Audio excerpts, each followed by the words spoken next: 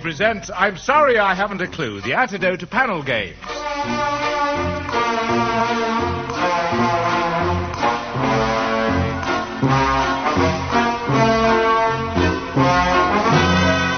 At the piano is Colin Sell, and your chairman is Humphrey Littleton.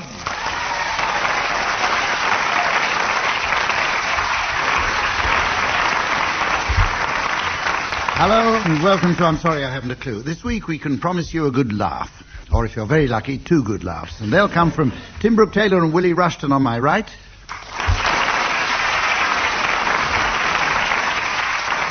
Barry Cryer and Stephen Fry on my left. And, of course, our top list scorer, Samantha, on my knee. We go on to the first round. Oh, give her a round of applause, for heaven's sake. It's very sensitive. We're going to play the round called Double Feature. This round takes, of course, as its premise, the poverty of the international film industry. For economic reasons, new films will have to be remakes of pairs of old films. I want you to give me the resulting titles, teams, and I'll award points for pretty well anything. We'll start with you, Barry. Well, they've combined 3 films to make a new one. They've combined Up the Junction, Back to the Future, and Passage to India.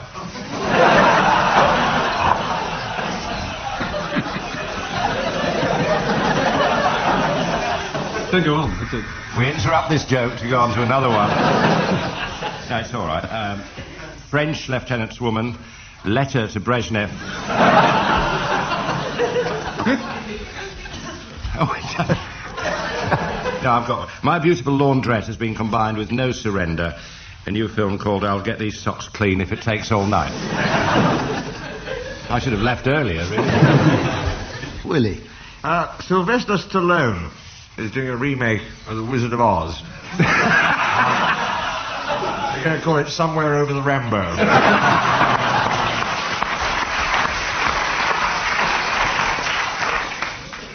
Okay, Stephen. Well, there are a lot of films. Don Juan, Casanova, MASH, The Onion Field, and Exodus have been put together as bangers and mash with onions to go. The producers of Whoops Apocalypse, Get Carter, The Wild Duck produced a U certificate version of Whoops, Get You Ducky. They've combined Back to the Future with Kiss of the Spider Woman, new film called The Margaret Thatcher Story. Same producers combined How Green Was My Valley and The Man Who Never Was to make the Geoffrey Howe story. We've got Pardon My Past, Some Like It Hot, and The Wind is Sorry I Had Curry Last Night. There'll be quite a dull one about the SDP's electoral prospects. They're going to take The Sun Also Rises and the amazing Japanese film Ran, and it'll just be called Also Ran. Any more? No? Right, we'll close that one. Very good. Now, this is the point where I give the teams advance warning that they'll be announcing late arrivals later on in the programme, and they'll be the late arrivals at the Musicians' Ball. And I want you all to be very careful. Musicians' Ball. Right, we're going on to a round called the Bad-Tempered Clavier. This next round, as I've just said, is called the Bad-Tempered Clavier. And the aim of the round... These scripts are lovely, aren't they? Only 2 lines on the whole thing, and it doesn't make any sense. The aim of the round is to see how much of a song a team can sing when accompanied by a pianist who is not only tone-deaf, but also incompetent. In other words, Colin Sell. Tim and Willie, you're going to go first, and you're going to try and sing My Way. And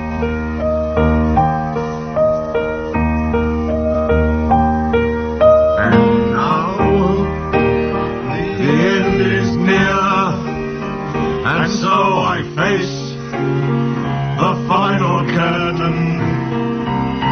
My friends, where's the I'll say it clear, I'll state my case, of which I'm certain.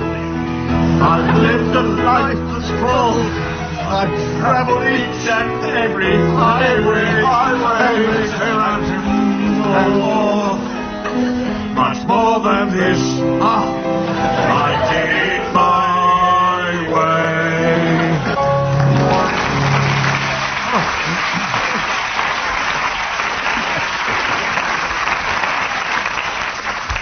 We've been rehearsing. Okay, Barry and Stephen now. Your song is Wonderful Copenhagen. Wonderful, wonderful Copenhagen, friendly old girl of a town. Beneath those diamond lights on this merry night, let us clink and drink one down. To wonderful, wonderful Copenhagen, Dolls, your queen of the sea. Keep going there. But I sailed away, but I'm home today, singing Copenhagen, wonderful, wonderful Copenhagen for me.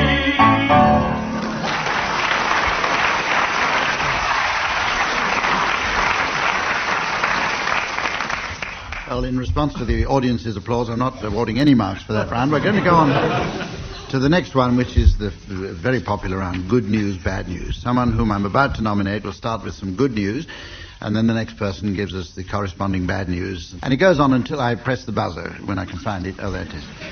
Right, we'll start with you, Willie Rushton. Good news. I'm going on a cruise. The bad news is it's being launched from Greenham Common.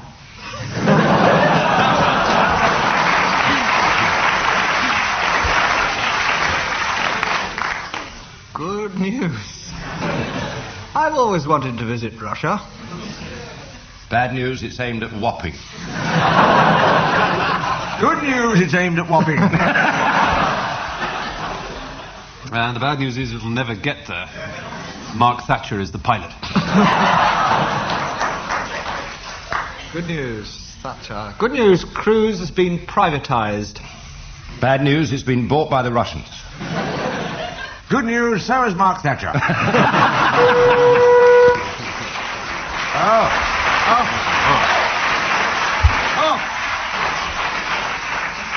Right, I think we'll do another round of that, and we're going to start with you, Stephen. Good news, I've just made a killing in the city. Bad news, there were witnesses. Good news, I had a stocking over my head. Bad news, Libby Purvis was still in it.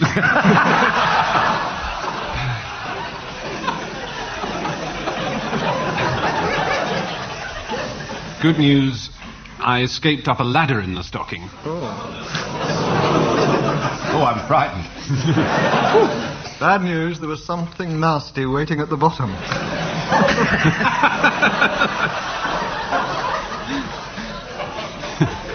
I am frightened.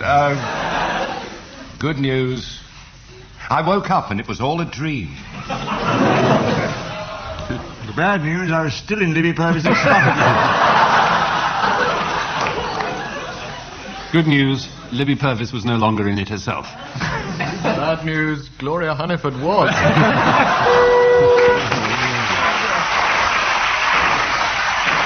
Oh, that's that. Well done, Tim. You can start. Start the next one. Good news, Elton John's had a successful transplant. The bad news, he looks silly with a liver on his head.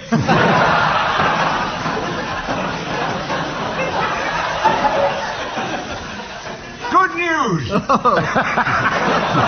Thank you. It's Gloria Hunniford's liver. Bad news, she's got Elton John's scalp. Good news, nobody's noticed. Bad news, Derek Jameson's taken over her TV programme. Good news, he's had a voice transplant.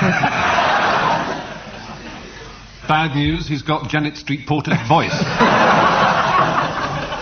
Good news, nobody's noticed.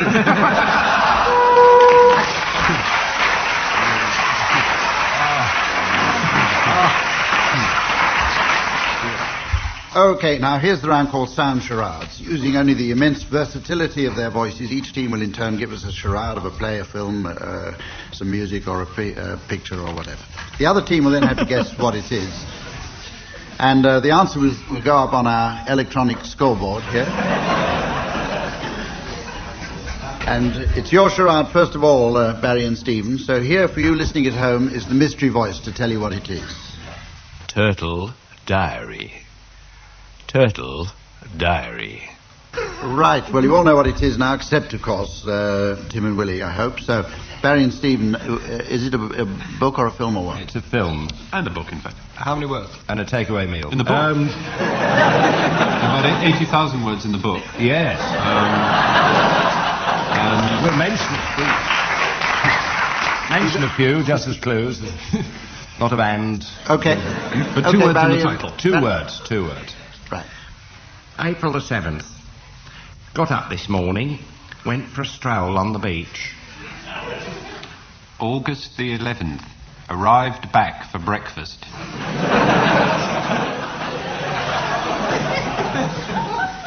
September the 22nd. I'm very worried about my eldest, Amy. She's very shy, refuses to come out of her shell. November the 9th. My birthday today. My darling wife didn't snap at me all day. And she gave me a lovely man-necked sweater for my birthday.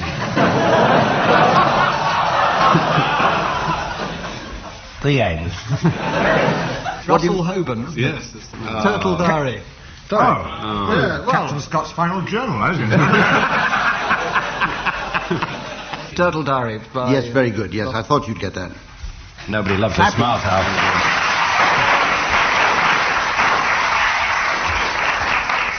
Would ask the audience to be a bit quicker with the applause, because it's the only way we know that a game's finished. Oh, we're going to do another one of that. Tim and Willie, you're going to do a charade now. It's going up on our computerized board, and our computerized voice is going to tell you what it is at home. Kiss of the Spider-Woman. Kiss of the Spider-Woman. Okay, what's this, a book or a film, Tim? It's a film, to Yeah. my knowledge. But I think there is a book as a film, but whether it came first or later, I don't know. No. It's quite irrelevant anyway. How many words? Several.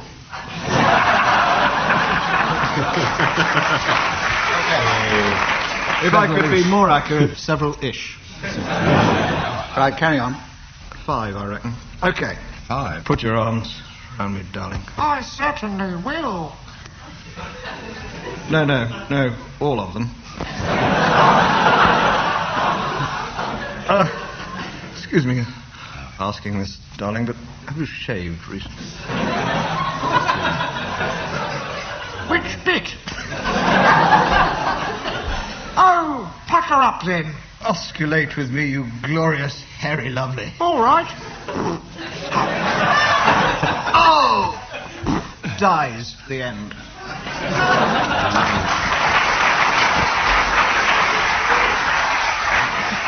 Well, that confirms that Willie Rushton doesn't know what osculate means. Very peculiar noise that was. Anyway, come on. Well, it's Barry the and old Stephen. problem. Having to do with kisses and a lot of legs. Hairy legs. Kisses, a lot of legs. Hairy lot of legs. Ah. Nolan sisters. No, wait a minute. Only you would know.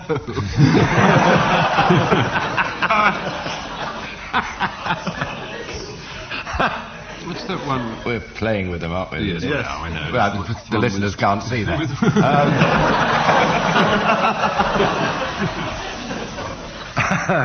Well, It's Kiss of Oh, the Spider-Woman. Kiss of the Spider-Woman. According to the latest Murray poll, Stephen and Barry are in the lead slightly, and we're going to go on to the next round, which is called Translations. It's an educational round. I'm going to give each team an obscure foreign phrase and ask each member to translate it and give its derivation. 2 points for each correct answer, teams. And Barry, we're going to start with you. Chacun a son goût. Goo, surely. Sorry, You're not allowed to correct the chairman. Shaka Asa. Oh, you like pot noodle, do you? Willie, here's yours. Cul-de-sac. Cul-de-sac. My bag is in the refrigerator.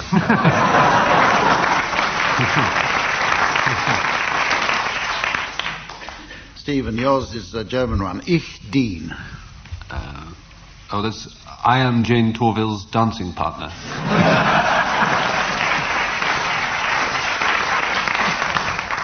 Tim. Après moi le déluge. Pardon? Après-moi le déluge. Je. You can have the lavatory after me.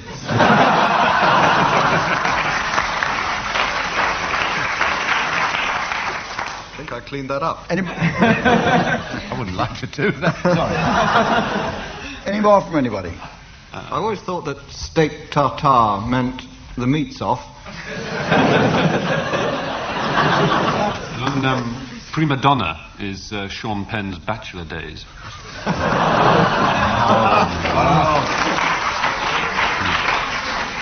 Doigt de Seigneur is Sir Dresses on the Right, I believe. Antipasta. My aunt's past it. Anti-mister would have been worse. Oh, sole mio, that's my fish. Ad nauseam, feeling you get from watching too much ITV. Clever.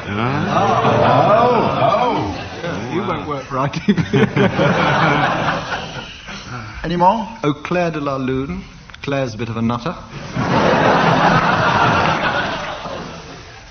La cucaracha, chef special. Après-midi de fun, of course. You've been on the telephone since lunch. We're going on to the round which is entitled One Song to the Tune of Another. We're going to start with you, Barry. I want you to sing the tune of the Star Spangled Banner to the words of Obla-dee, Obla-da.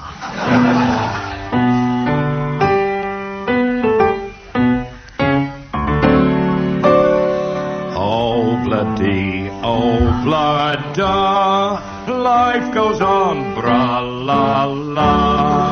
How the life goes on, Obla-dee, Obla-da, life goes on, bra-la-la. How the life goes on in a couple of years. They have built a home, sweet home.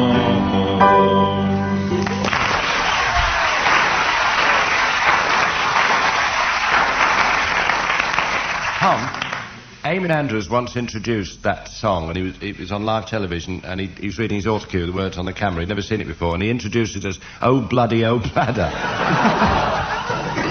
Willie, the words of Underneath the Arches to the tune of Climb Every Mountain. I never know where to begin with it.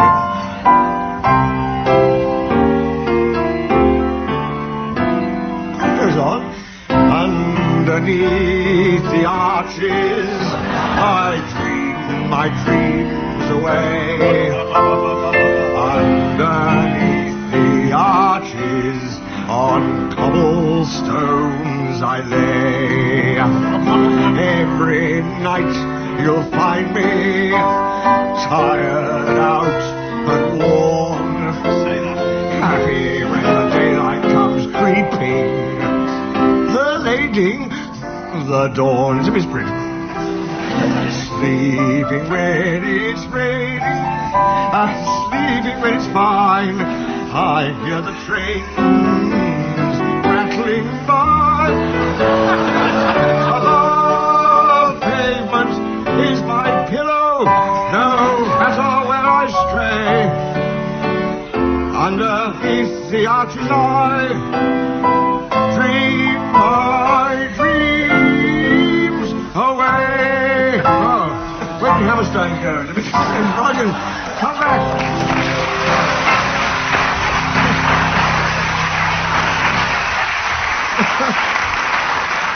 If war breaks out, I can always be a nun. Stephen, I want you to sing the words of Knees Up, Mother Brown to the tune of the Sky Boat Song. Oh, good Christ. I would make several warnings here to anybody with sensitive ears to turn off instantly.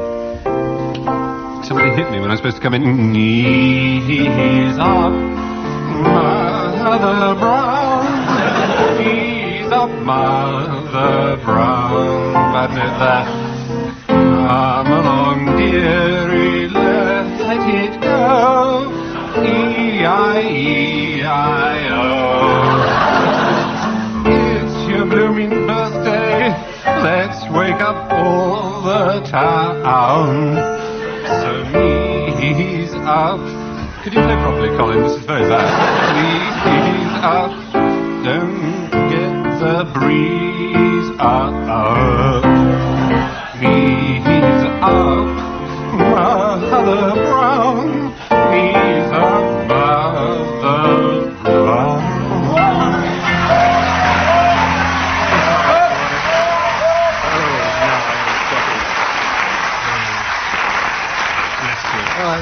That was so good, I'm tempted to ask you to do another one. But I'm a kind chap and I won't. Tim, the words, please, of Chattanooga Choo Choo to the tune of Oh Danny Boy.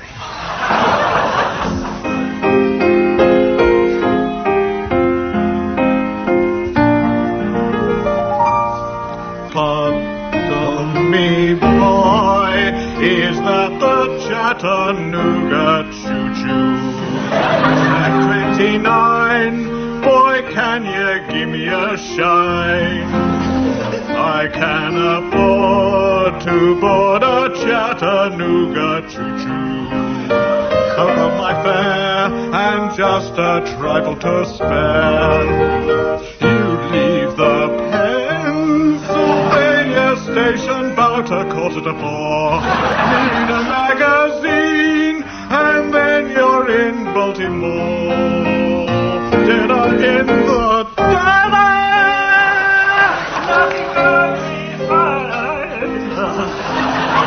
Than to have your ham and eggs in Caroline.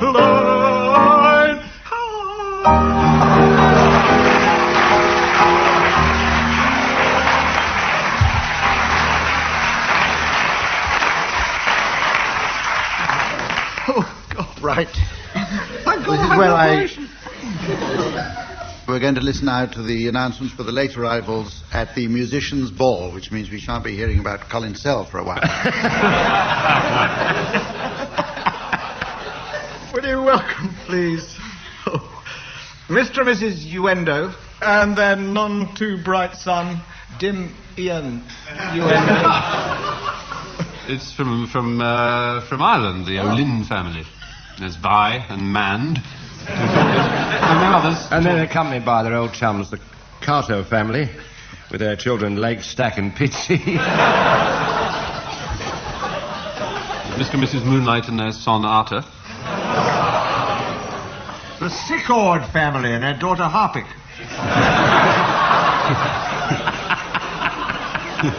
Well, that's a household name.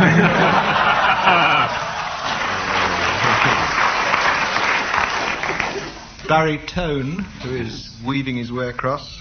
He's harpist. And the freezer salesman, known to us all as Ice Ted Ford. They've let Jo in. I'm very surprised. I thought they were going to ban Jo, but she's... there's a wonderful patron of music, Art Scounsel, and he's come to buy some composers. I can see his Chopin list there. Oh, there's Tim Parney and Kate Ettledrum. No, Kate. I've written it very close to the paper. Oh, there's the opera family with their daughter, who's in public relations. She's a smooth operator, I can tell you. Which leads me to Andrew Lloyd Webber. I didn't want to go, but it's late. With his fan, Tom of the Opera. His new show's an underwater version of The Hunchback of Notre Dame called Ringing in the Seine. He also has his cosy fan, Tutti. Also from Italy, will you welcome Signor and Signore Mobile, and their daughter Donna A. Mobile. She's the strumpet voluntary I was going to try. Oh, she's come with her vibrato. No. It doesn't give a Figaro. Obviously not. With any luck. Will you welcome all the way from Sweden, please? Miss and Mrs. Knight of the Proms and their son Lars Knight. Well, the Blues Brothers and their wonderfully disgusting sister Bad Penny. Small tribute to the chair. What a tribute. Oh, there's Hitler. Or some other German leader. Clarionette, who's here with her baby, Grand. And her cat, Gut.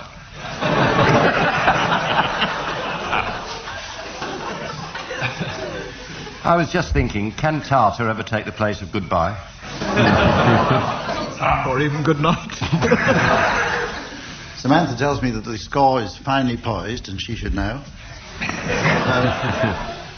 Ready for the taxis, Humph. The carmen are getting busy. Despite being thrown out 3 times, here is Colin Sell and his sister Carew.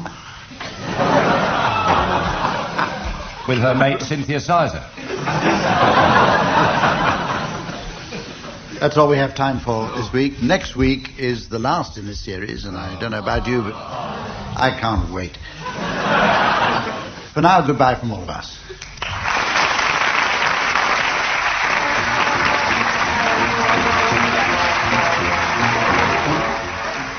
Tim Brooke Taylor, Barry Cryer, Stephen Fry and Willie Rushton were being given silly things to do by Humphrey Littleton, with Colin Sell setting some of them to music. The programme was produced by Paul Mayhew Archer.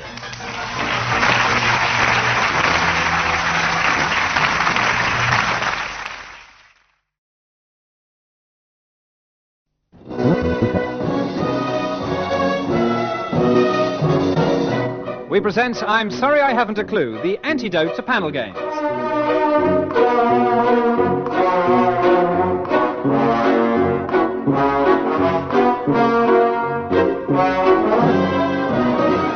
At the piano is Colin Sell and your chairman is Humphrey Littleton.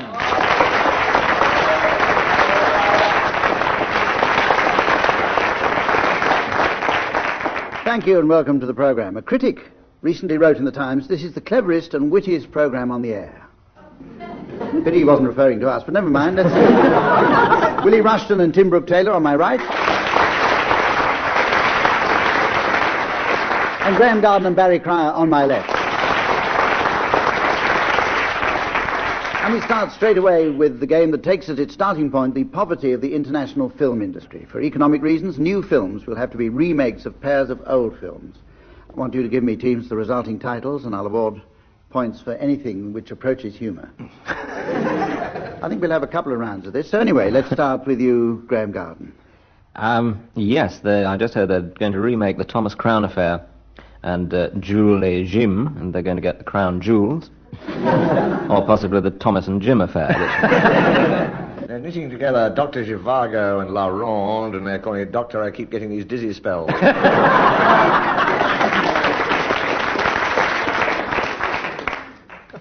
There's a bumper package, imminent Humph. They're remaking and combining, indeed, Five Finger Exercise, Goodbye Girl, Bruce Lee Lives, and Next of Kin, making a new film called Finger Leakin' Good. Or Colonel Sanders of the River. The makers of Kentucky Fried Movie and MASH and Moby Dick, they've all combined together to produce an awful lot of fish and chips. Okay, well, Tim is ahead in that round. Let's have another one. Graham, start off again. Times are really hard. They're combining Chariots of Fire, Blazing Saddles, Fire Down Below, and Towering Inferno, and they're just going to sit back and collect the insurance.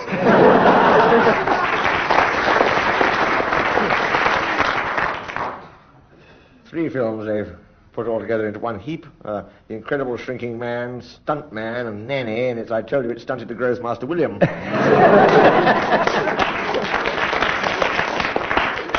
Most massive remake yet. 7 films, Hum. 7 films. Count them.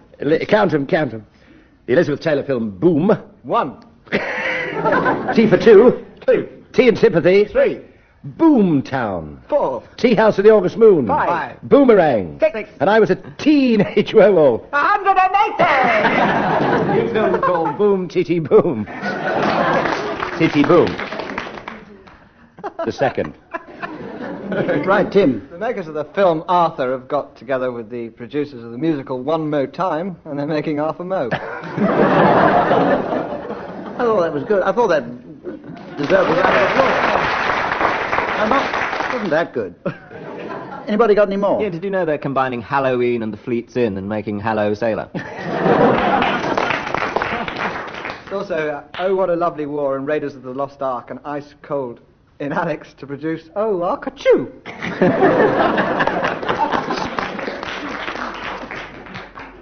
Okay, well, we'll go on now to the point where I tell the teams that at the end of the programme they're going to be having to announce the late arrivals at the Theatrical Ball. Thanks, darling. The Theatrical Ball. Right, now we're going on to a new game, and this is Rubik Cube. Ah.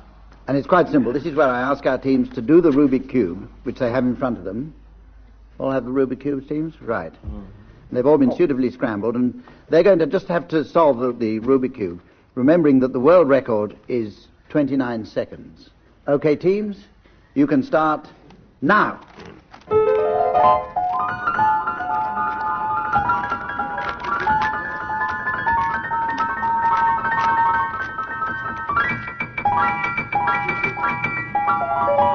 Tim Brooke Taylor.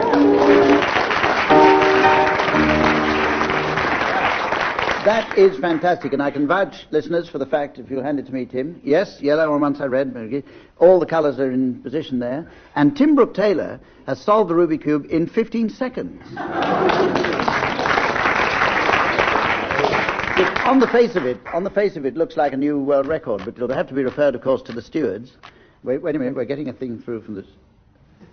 Well, unhappily, the stewards have ruled out a world record for that. Because it was wind assisted. Yes. I can vouch for that. It's the old So problem. I'm afraid we can't chalk up a world record for the programme, but nonetheless, let's have a round of applause for Tim Brooke Taylor. I would like to mention at this point that a listener has sent in a small Rubik Cube, which I have here, and it's a variation on the game because all the various facets spell out Mornington Crescent. I'd like to thank you, sir, for sending in this. This is deadly serious. This is a thing that I actually have here. All the facets said Mornington Crescent, and the fascinating thing is that you can turn it around and it actually makes words out of the letters Mornington Crescent, and you can really spend your time building up Words quite like interesting. Mornington and Crescent. Well, actually, you can range quite far afield. This morning, simply doing it on the train quite casually, I managed to get the thing to say in on one side, in morning, Tim gets erotic emotions centering on, which is the 8 facets. So unfortunately, that's going to cause us enormous amount of fun in the future. Getting back to the present, we have the round called limericks, and I'm going to ask you to make up some limericks teams that are suitable for broadcasting. So this should be a pretty short round. I'll give you the first line, and then, of course, you take one line each, and we'll start with Graham. Graham Garden. There once was a fellow called Tebbit. There once was a fellow called Tebbit who had this unusual habit. He'd jump on his bike, Then juggle with pike. And play Hearts of Oak on a rivet. pioneers, we're pioneers. Not bad, but we can do better. On a Tim. rivet. Rivet? Tim. Yes, a lovely rivet. Yes. Tim, Yes, here's one for you to start off. There once was a fellow called Biffin. Who liked a bit round about tiffin. He'd have crumpet with cheese. Then fall to his knees. And play Hearts of Oak on a griffin.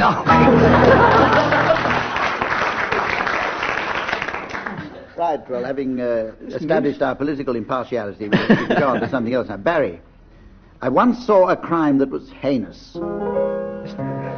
It doesn't have to be in time with the music, does it? No, it's just that I give Colin once saw something a to do. crime that was heinous. The first act of Coriolanus. Some mischievous joker. Picked up a hot poker. Hello, Jim. Which really did not entertain us.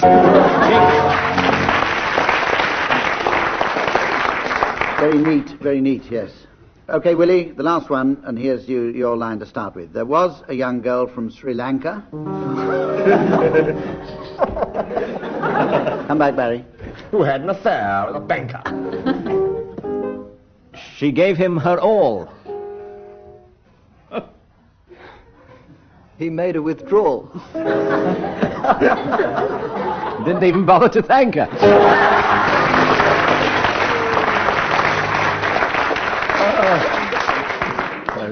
Right. It's a nice last show, isn't it? Barry and Graham are well in the lead now. Yes, as we go on to the singing sprint. In this round, one team sings a song as fast as they can, timed by me.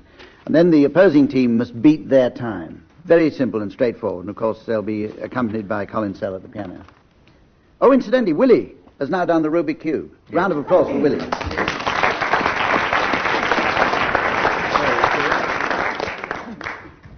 And we'll refer that to the stewards. Well, yes, that's been, well... oh, wait a minute. No, it's oiled. What might have gone off? The singing sprint. Yeah. And the song you have to sing, teams, is Chitty Chitty Bang Bang. And may I remind you of the importance of clear diction in this, if you want to get any marks. Right, we'll start with Tim and Willie. Will you start off? Chitty Chitty Bang Bang as fast as you can. Starting now. Oh, you pretty chitty bang bang, chitty bang bang, we love you, and our pretty chitty bang bang, chitty bang bang, we say hi, hello, and here we go on chitty bang, bang bang, chitty bang bang, our five for friend, bang bang, bang bang, our five for friend.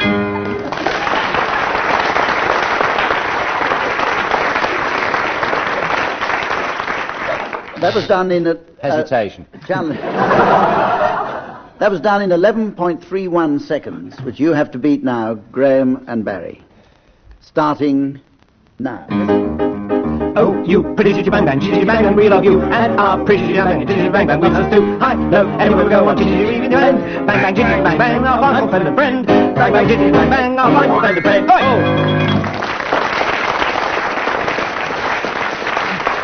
Now, I'm afraid Tim and Willie won that one.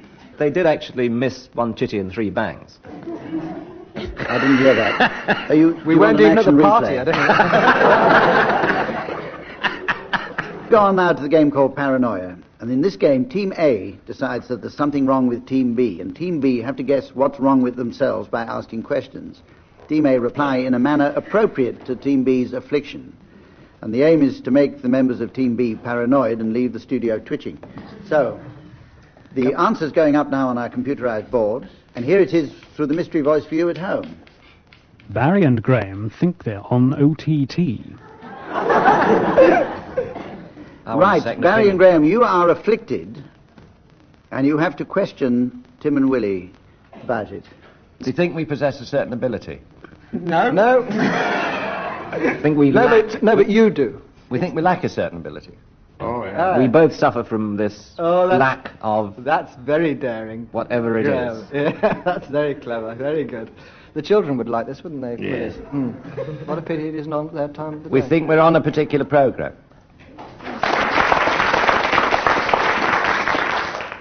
It is what? On time. Under the top. No, you're on a... Do we labour under the misapprehension that we're on OTT? It was the balloons that gave you away. Yeah. I always thought Barry That's was. very good. Actually, Graham and Barry, you got that one in 12 seconds and a half, which means that Tim and Willie have got a lot of work to do. But they can finish the game first. Tim and Willie are afflicted now, and their affliction is going up on our board, and here it is for you at home. Tim and Willie think they're moles. Okay. Tim and Willie, will you start questioning to find out what's wrong with you? Does this apply to both of us? Yes. Have we got it equally? Well, I'm not sure we're at liberty to divulge how much we know about that. We're trying to get information out of you. I'm afraid that is rather too close to the truth. We think we're policemen. We've been raped and we're trying to explain it to the Thames Valley Police.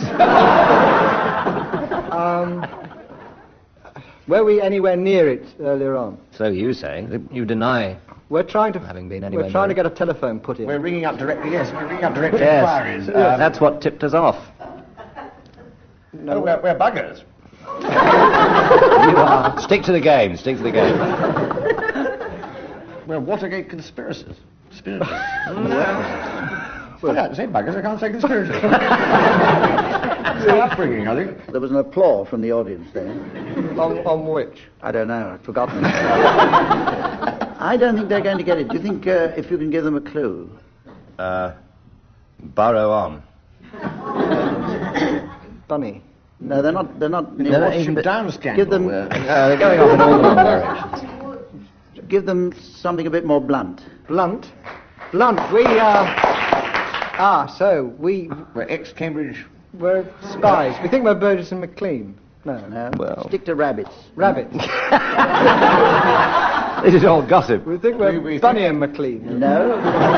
Blunt and Bugs Bunny. Anthony Blunt. Does he? Underground creatures. Moles. Pathetic.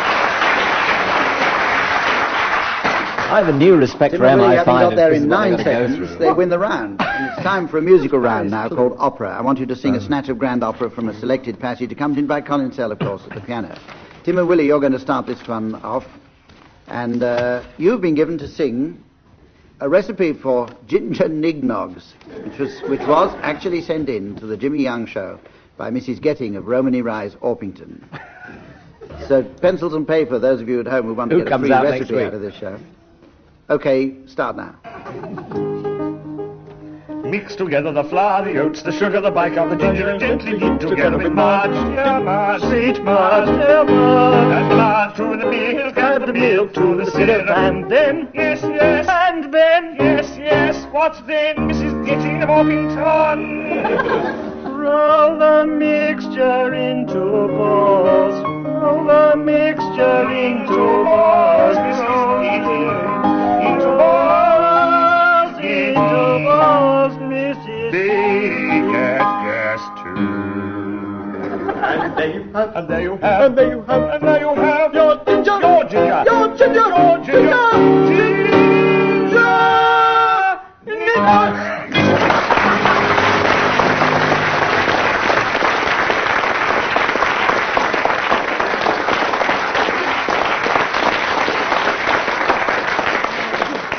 Well done, Well, Staccato. with 7 seconds of spontaneous applause from the audience there, Tim and Willie have scored quite a lot of points. And Graham and Barry, you have to sing now an extract from a book of keep fit exercises for housewives using household equipment.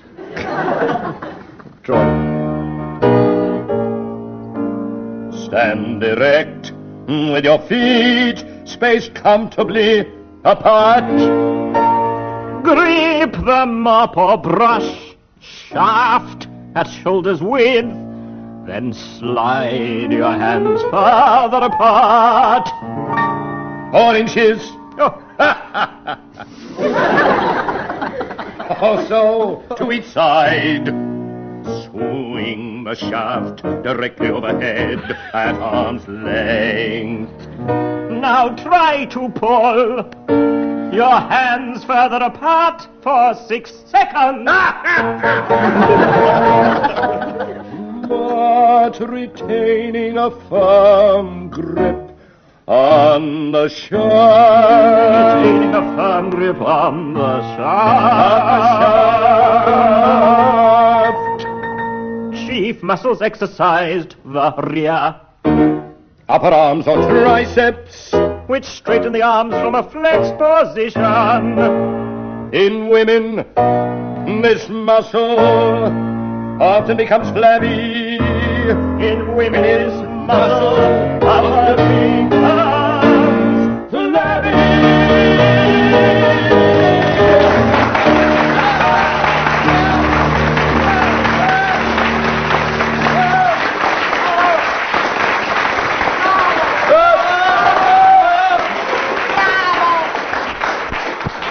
For us. Well done, Barry and Graham. Not only do you win that round, but you get a bonus of 10 marks for creating the first blue opera. And we go on... I've done the cube. And a further 10... Show me. Graham Garden Don't talk of thinks that cube. he's solved the Rubik Cube. Well, In his own mind he has, poor soul. just looking at the first facet that strikes my eye, you've got 2 white colours there, one green, one... But it does spell I'll Cressington refer that Norman. to the stewards.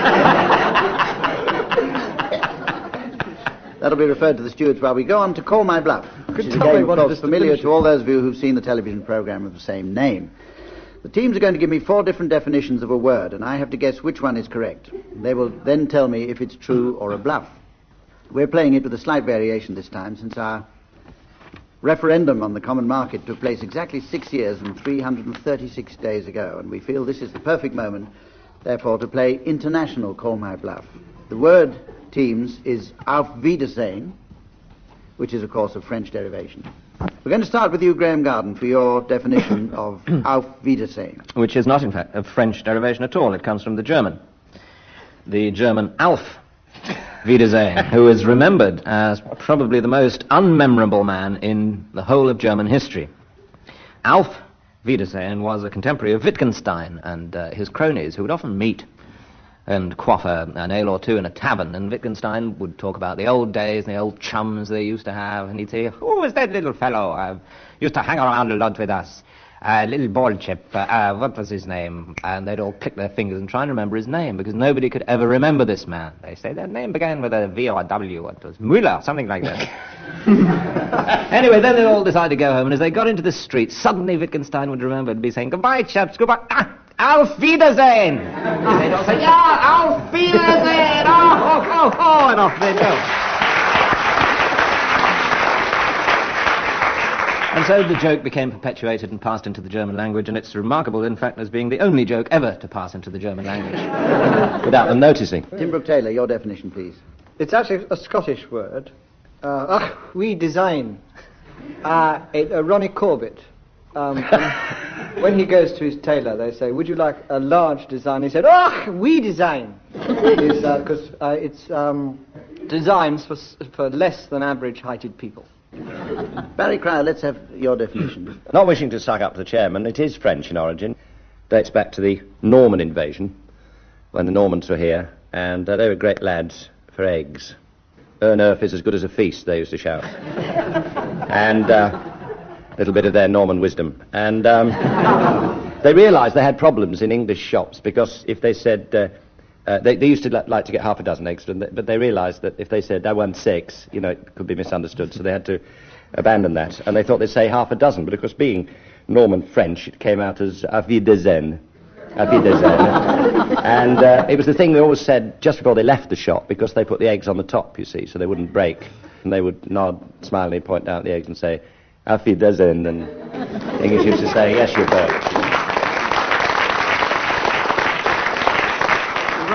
Willie Rushton, let's have your definition. It doesn't come from the French or the German. It comes from the English, and it's particularly apt in this, the 75th year of the Boy Scout movement. And in fact, it goes Ralph Reeder's sin. Ralph Reeder, of course, who never committed any sin in his life, but he unfortunately got tied to it because the phrase gang show bang. So Ralph Reeder's sin has become a word that refers to appalling mass behaviour by Boy Scouts, quite often on campus or in large halls.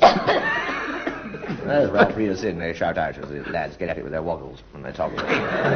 Right, so we have 4 definitions there that I've got to choose from. We have this name, which is recollected at the last moment by amnesiac Germans. Tim Brooke Taylor's, the Ronnie Corbett allusion there. Barry Cryer, I quite like that definition of yours. Yes, but not that much. And Willie Rushton, Ralph Reeder's sin. Yes, I read about that. Nigerian, didn't sing it. Ralph Reeder's sin, Ralph Reeder's sin. I'm going to go for your definition, Barry Cryer.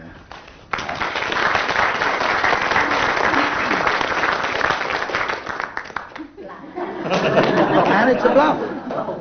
It's a bluff. So can we have now the correct definition, please? No, True. Who would have thought? Good Lord, the last possible There's 3 one. meanings, Graham, mine and Willie's. Yes, all true. All true. That's amazing. And it brings us to a tiebreaker, which will be played out in the form of the introductions to the late arrivals teams at the Theatrical Ball. Mr. and Mrs. Durstudy and their little boy Ern Durstudy. Who's that sitting over there? Oh, it's Keith Prowse, who's in the wrong seat again. And over there, will you welcome Mr. and Mrs. Addays and their daughter Sal Addays. And the boyfriend, her pal Joey. Mr. and Mrs. Ningnight and their daughter Hope.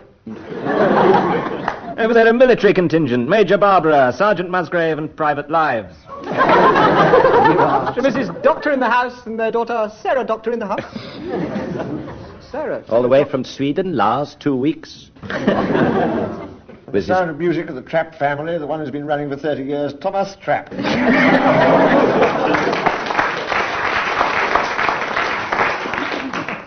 And over there, all the way from America, Mr. and Mrs. Boulevard and their son, Seth Boulevard.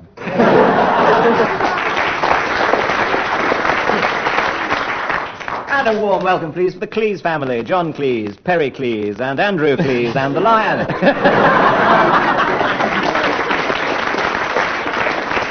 Mr. and Mrs. Daughter on the stage, and their golfing son, known to us all as Don put her daughter on the stage. Mr. and Mrs. Fred, I've forgotten my lines, and their posh, nervous daughter called Amy. Amy Fred, I've forgotten my lines. I even got it wrong then. There's Toby. Or not Toby, I can't tell. Mr. and Mrs. Skirl and their daughter Chorus Skirl. With her friend Shirley, you've got the tickets. Unless there are any further entries, let me tell you now that we've come to the end of the programme. Mr. and Mrs. never get a drink at the interval. And their son, Hugh L., never get a drink at the interval. This is what I have to say. We've come to the end of our show, and from all of us here, goodbye.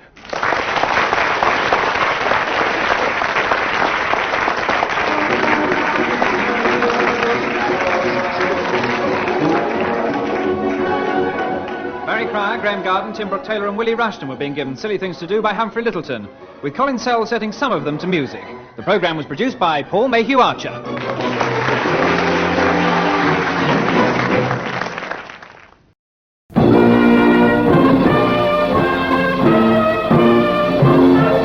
We present I'm Sorry I Haven't a Clue, the panel game, and your chairman tonight, Humphrey Littleton.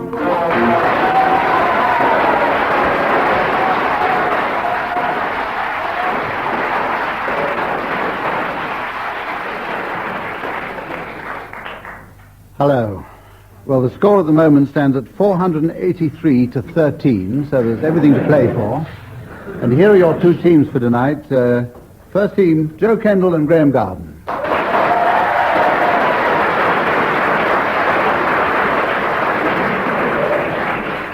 And opposing them, John Cleese and Tim Brooke Taylor.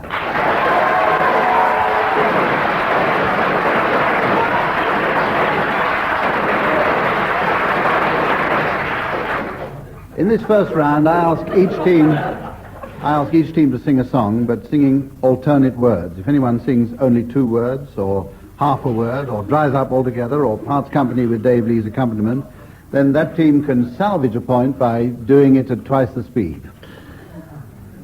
Joe and Graham, your song, please, is When I'm 64. When I get older, losing my hair, many years from now, will you still be sending me a Valentine, birthday greetings, bottle of wine? If I'd been out till 2:45, would you lock the door? Will you still need me? Will you still need me when I'm 64?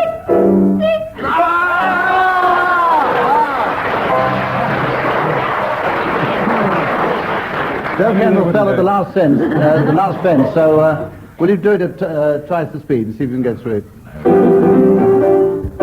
When I get older, losing my hair, many years from now, will you still be sending me a Valentine greeting of wine? If I'd been out till 2:45, would I lock the door?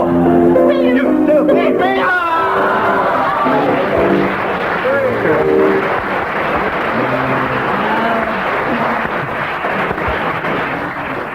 That was pretty good. 3 out of a possible 2. Now, Tim and Tom, your song is Rudolph the Red-Nosed Reindeer. Rudolph the... Hey, that's a bit nice. An objection. Oh, well, come on.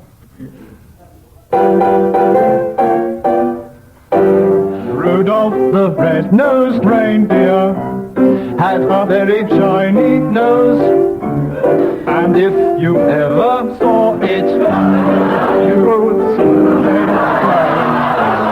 all of the other reindeer used to laugh and call him names. They never met poor Rudolph join in any reindeer games.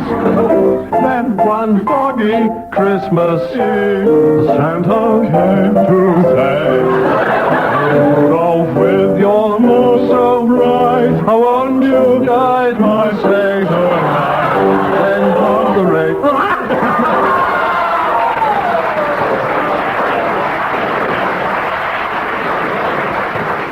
It was longer than theirs, Uncle Hump. You can redeem a mark by singing that at a... No, we can't. Rudolph the red-nosed reindeer had a very shiny nose, and if you ever saw it, you wouldn't even say it glows. All of the other reindeer used to laugh and call him names. They never let poor Rudolph join in any reindeer game. Then one foggy Christmas Eve.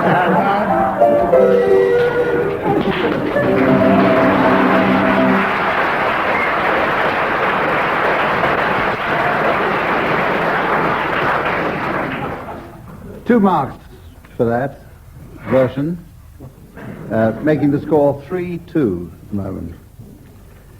Later on in the program, towards the very end of the program, I'm going to ask the teams to announce people with silly names to a particular function, and to give the players time to think them up, I'll leave it until right to the end of the program before I ask for their silly names, but they are going to have to announce the late arrivals at the stage, screen and radio ball. Now we have the round word for word. I'm going to give each team a word, and they must immediately come up with another word which has nothing whatever to do with the word I gave them. The other team can challenge and try to prove a connection. We're going to start with John and Tim, and your word to start off with is jumper. Bat. Cucumber. Strength. Antediluvian. Banana. Crochet. Stoat. Umbrella. Hair. Toenail. Boot. Graham's challenge. What's your challenge, Graham? Well, I think hairs and toenails are really connected, aren't they? They're not collected, anyway. Well, you'd be surprised. Well, yes, I'll allow that one. Ooh. On the grounds that rhinoceroses' toenails are made of hair, I'm told. Yeah? Yes. Absolutely true. Every word. Any queries from listeners should be directed to the living world. Graham, start off with bracket. Hexagon. Challenge from John. Geometric terms. Quite. Exactly. 2 points. And the next. Now, one to Graham there, because it's Right, not right. a geometric. Bracket's an architectural term. Well, algebraic.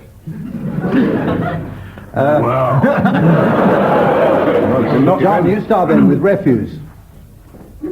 Refuse. Steve. Challenge. Refuse and refuse are connected. They are, in fact, collected in this case. Start again, John. Refuse. Refuse. Steed. Pardon? Steed. I said pardon.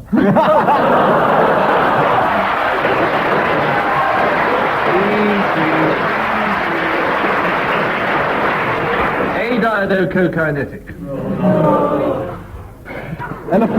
Elephant's foot umbrella stand.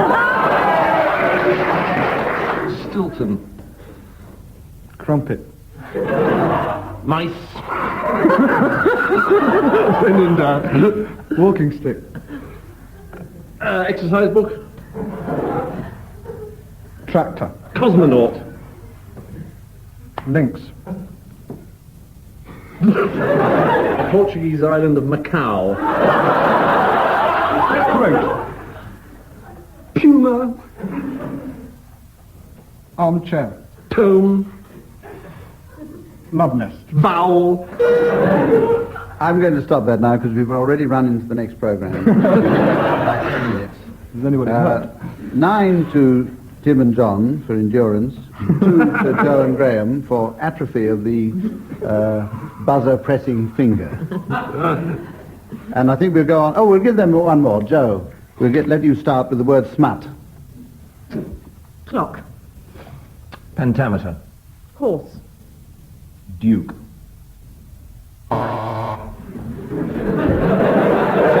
of Wellington rode a horse. Here. He rode a horse. And he also had a horse.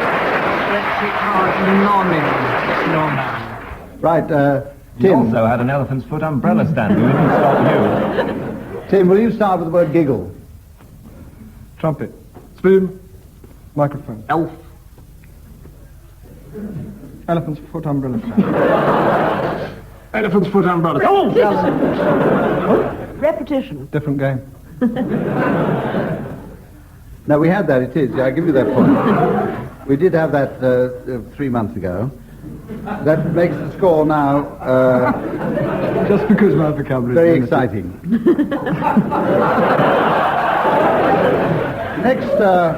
Next round is world records. This is where I'm going to read out a world record to each member of the team, and I'm not going to tell him or her what the record is for, and we will have 150 points for a correct definition and 1 point for anybody who gets anywhere near it. Tim, yours is the first world record, and it is 366 halfpennies, 26 sixpences, 17 threepences, 11 pennies, 4 shillings, total 424 coins, and the value £1, 17 and 5 in the old money. It's a relief. I thought you were going to ask me to add them up. I'll back to that later. Yes, I know that one, actually. Yeah. Can I answer it if I know it, actually? Yes. Ah, pity I said that. It's in fact, sounding like Cluffy now, it's, yes, you know the astronauts on the moon? Not personally. Not personally. Well, and then I can tell you all about it. Speaking down to Houston, you have that pip. Well, that in fact are the pips on the telephone, and those are the coins they have to put in the telephone. When the pips go.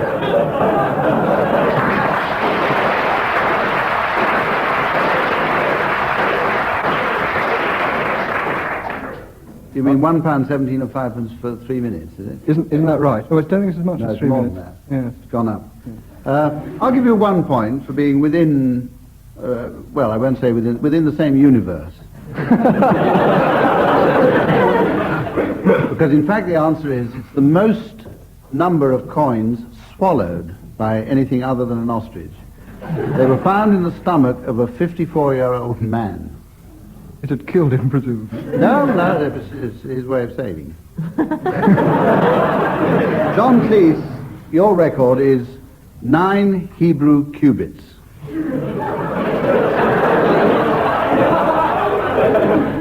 Well, a cubit, as far as I was 4.5 inches, and 9 3 is 36, so 30 is 40 and a half, 40 and a half inches. So it is the greatest height ever reached by an Egyptian space probe.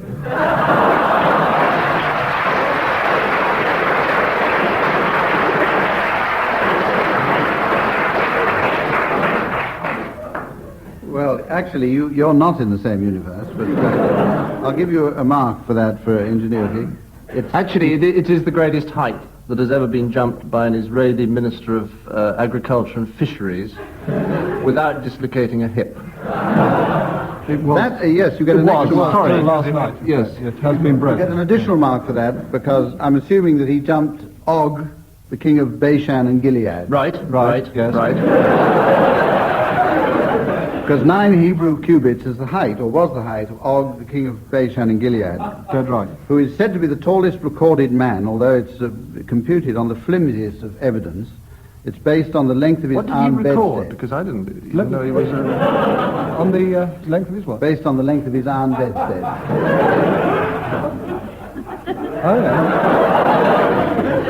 But for all I know, wonderful what you can pick up just sitting in the car with the radio on. Yes, exactly. For all I know, he and his wife may have liked to sleep sort of head to foot, so to speak. So I don't think it's a very good answer, that. But still, you get your 2 marks for that. Graham, your record is 160 million times from June 1948 to June 1956. Total of 8 years. 160 million times in 8 years. 165 days a year. It can't be that, surely. 160 million times. Ah, yes, I know. It is, in fact, the newspaper stuffing record held by a man in Cleveland, Ohio. Is that right? Anyway, it is. And the right consonant. He, in fact, stuffed 160 million copies of the Times into the ear of a live Thompson's Gazelle between those dates in the space of 8 years. Is that right? I'm assuming that as a result of that, he then set up the longest recorded attack of hiccups. Is that right? Ah, yes, that's what I meant. Well, you get your 2 marks. Yes, he was in fact not from Cleveland, Ohio. He was from Los Angeles. Yeah. Jack O'Leary was his name, and he hiccuped 160 million times in an attack lasting 8 years. Of the 60,000 remedies that he tried, only one eventually worked. And you get an extra 15,000 marks if you can tell me what that is. But can't wait. Death. It was a prayer to St. Jude, the patron saint of lost causes. Right, Joe, it's your, you get 2 marks for that, Graham, because you were very, very close to it. Joe, yours is a simple one, 15,000 nudes. It's all the members of the House of Commons, the House of Lords, the staff of Buckingham Palace, and the entire civil service without their clothes on. Could well be, actually. Interesting to see if it is. I think the latest figures show. Who, back in the year 1964, 1 year before it closed, visited the L'Île du Levant nudist camp. Is that right? That's absolutely yes, right. What I was thinking of. Because this is the number of people in the world's largest nudist camp, which is the place I just said and can't pronounce again. It contained 15,000 naturists, and it was a nudist camp until 1965, when it was taken over by the French Navy for defense purposes. Is that the bare facts? Exactly. Now we have the round that's called misleading readings. Each team will be asked to perform a short scene from a well-known work, classic, and the other side must guess what it is. They're going to, naturally enough, perform it in disguised accents. Joe and Graham, your reading first of all, please. And Joe and Graham's reading is from The Three Sisters by Anton Chekhov. The audience now knows the answer. Joe and Graham, away you go. They called you Major for some reason or other. Well, that's it, yeah.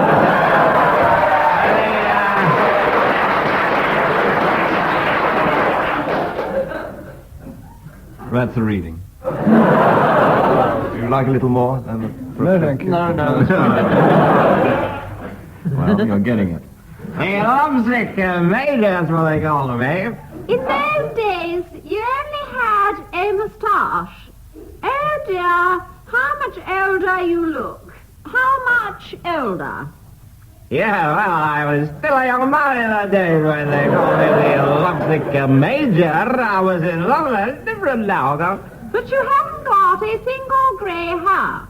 You've aged, yes, but you're certainly not an old man. Nevertheless, I've turned 42, Is it long since you left Moscow? That's a clue. 11 years. What was the street you lived in? In the Staraya Basmalaya. How funny, we did too. Get away. That's the end, is it? Yeah, you're telling me. We have a clue there. I think this is probably one of the earlier pieces by Stolnikoyev or possibly Razmolnikov. What do you Yes, first time at Wembley. Yes. he's going to be the sweeper up, and I think Chekhov's probably going to be one of the strikers. I should say, yes, I think we put him down the middle and... a little more attack, I think, is required on the side. Yes. We reckon it's Russian.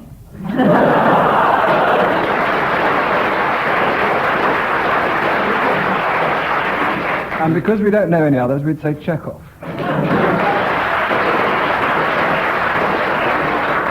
Now we're pushed. It's not, as John says, seagulls over Sorrento. No. I'll give you a clue to the extent that I thought it was by Louisa M. Alcott. Louisa M. Alcott. Little Cherry Orchards.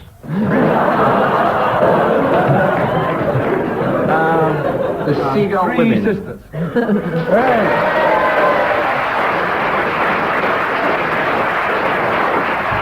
Now, Dale, after a bit of help, so you get 2 marks for that.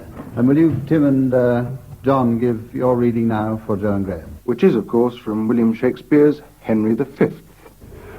Put off your maiden blushes, about the thoughts of your heart with the looks of an empress. I am fine. That is as it shall please the roi, mon père. Nay, it will please him well, Kate. It shall please him, Kate. Then it shall also content me. Upon that I kiss your handing and call you my queen. Laissez, monseigneur, laissez, ma foi, je ne veux point m'aboring your talk. Que veut abaisser le mandine de votre seigneurie. No way to get into the club market in excusez-moi, je veux supplément très puissant, seigneur. Madame, my interpreter, what says she? That is not be the fashion for the ladies of France. I cannot tell what is better in English. To kiss. Your Majesty entend better que moi. It is not a fashion for the maids in France to kiss before they are married. Would she say? Raymond. And that concludes the reading for this evening, ladies and gentlemen. There are sufficient clues there, we hope, for our right panel opposite to be able to guess about the play and the characters involved. Joe Kendall and Graham Garden, can you identify that? Yes, well, there was there some French in there somewhere? No. Not really, no. No. Now, that was misleading at first. Otherwise, it sounded very like... does it come from the complete works?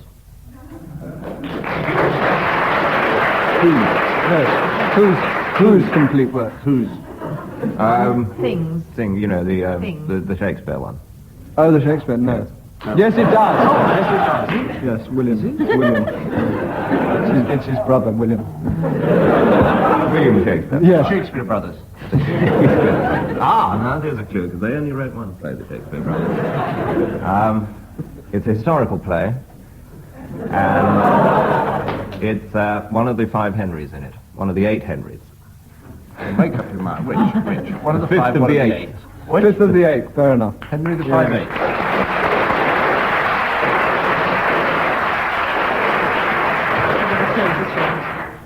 I thought at one point this would become a historical program before we got the answer out of them. But anyway, it was in fact Henry V by Shakespeare, so you get your 2 marks. The score at the moment, I feel it incumbent upon me to tell you, that the score at the moment is to Tim Brooke Taylor and John Cleese, 34, and to Joe Kendall and Graham Garden, 37. So it's really become jolly tense. This next round is called tag wrestling. I'm going to give each team the tagline of a story or anecdote. I shall start off with one team who must tell a story ending in their tag, but when I press the buzzer, the story passes to the other side, who must work towards their finishing line too. If you have any idea at the moment about how this round is going to work, you're way ahead of me. The winning team is the one who reaches their tagline first. So we'll start with Graham and Joe, and your tag is as follows. Goodness, said the cook, whatever is Roger doing hanging upside down in my nightie from the clock tower of Kuala Lumpur Town Hall?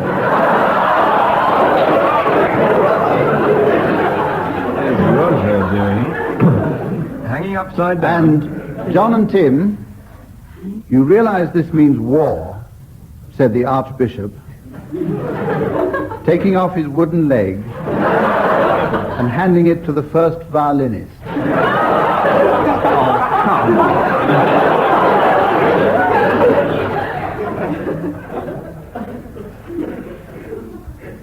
Joe and Graham, to start this story off, please.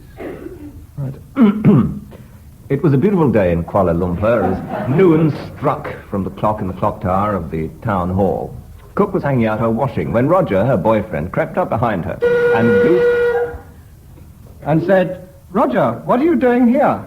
I thought you were still in England." And Roger said, "I beg your pardon," took the first plane back to England. Back in England, he was marrying Nancy, a nice little girl who worked on the farm down in Somerset. However, he was very unhappily married, so flew straight back to Kuala Lumpur, where the cook was again doing her washing, and he was so happy that he leapt into her nightie. At this moment, a large coach came round the corner, being one of the coaches chartered by the extremely large ecclesiastical orchestra, which was making a tour of the Far East. Amongst the very heavy complement of woodwind players and... Look out, cried Roger, as the coach plunged into the river. Climbing up the clock tower,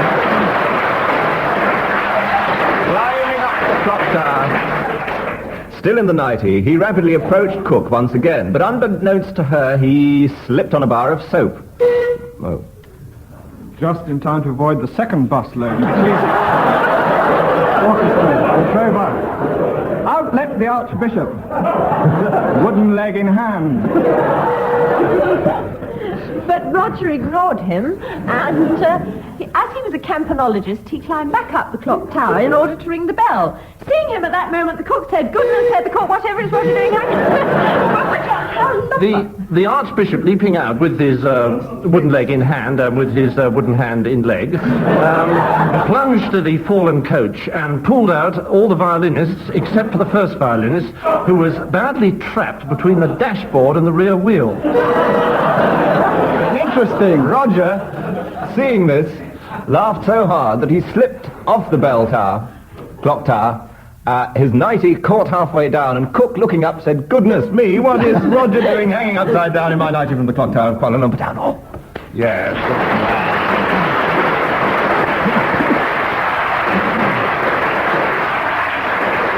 I'll give that to merciful, if nothing. Graham and Joe, because they got very, very close to it on two occasions. Now, the time has come for me to ask the teams to announce their late arrivals. Let me remind you, these are the late arrivals at the Stage, Screen and Radio Ball. Mr. and Mrs.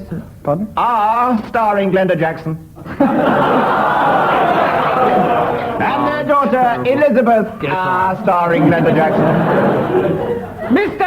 and Mrs. Earth Island Disc, introduced as usual by Roy Plumley.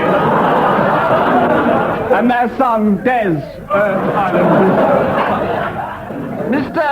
and Mrs. Otterswold and their son, Tom. Lord and Lady Box Jury, and their son, Duke Box Jury, an elderly gentleman. Mr. and Mrs. Roundabout. And their daughter, Madge. Roundabout. How about the intellectuals, Mr. and Mrs. Snee, and their daughter, Claire Snee.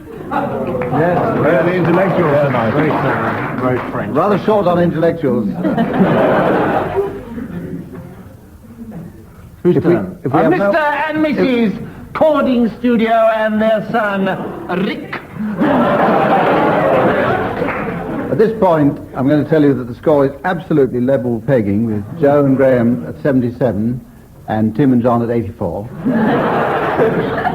So unless there are any further arrivals... Mr. David Jacobs and his good friend Annie, questions. Mr. and Mrs. Abita and their son, Alf. The time has really come to say that that's the end of this edition of I'm Sorry, I Haven't a Clue. And it's our thanks to the contesting teams, Joe Kendall and Graham Garden.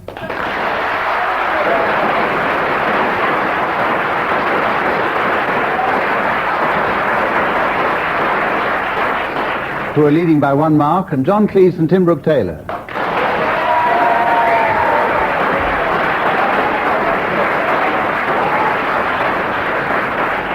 Who are leading by 3 marks, Dave Lee at the piano. And for me, goodbye.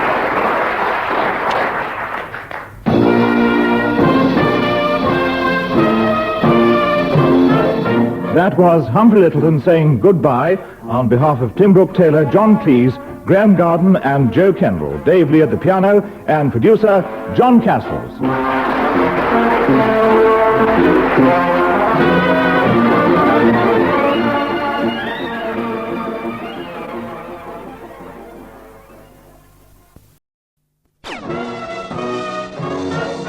We present I'm Sorry I Haven't a Clue, the antidote to panel games.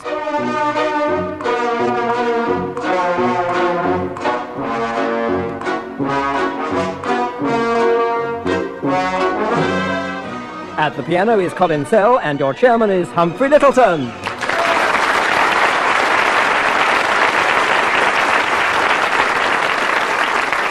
Hello and welcome to a new series of I'm Sorry I Haven't a Clue, and what fun it is to be back. Over the next 10 weeks I can promise you fun and laughter, though not during this programme, of course. So please welcome Willie Rushton and Tim Brooke Taylor on my right.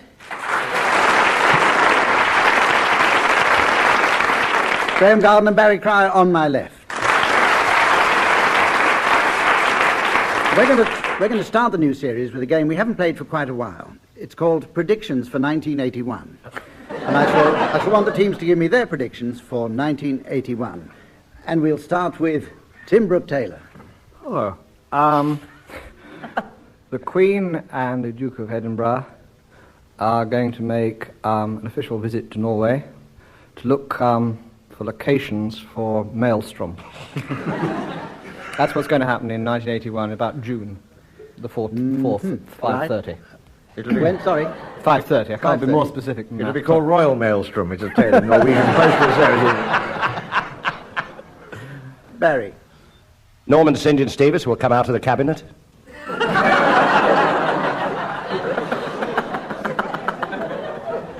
A number of people will say, what a pity George Raft died last year.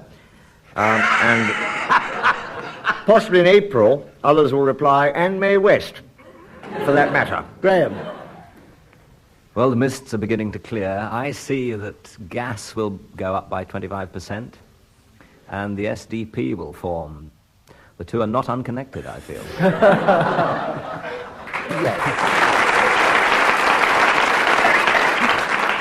Arthur Scargill will probably resign as the president of the NUM to become the new Bishop of Durham. Well, in August, if spared, I shall be 44. Cries of surely not, you bearded lovely from females in the audience, but no. Amazingly, petrol will reach £1 a gallon. That's hard to believe, I know, but... Well, I've got a feeling we gave you the wrong year, but still, this is the point where I choose the profession for which our teams will provide appropriate guests, late arrivals, in fact, at their ball. And I've chosen dancers. Late arrivals, at the end of the programme, please, for the dancers' ball. Oh, good. Dancers. Thought you'd like that. Now we're going to play the game called Good News, Bad News. Someone whom I'm about to nominate will start with some good news, and the next person will give us the corresponding bad news, and then the next person after that will give us the good news, and the person after that will give us the bad, and so on, until I press the buzzer. And we'll start with you, Graham Garden. Starting with good news. Right, good news. The BBC have started production on another series of Maelstrom. Bad news, they're going to show it on television. The good news, they're keeping the same plot as it was hardly used the first time.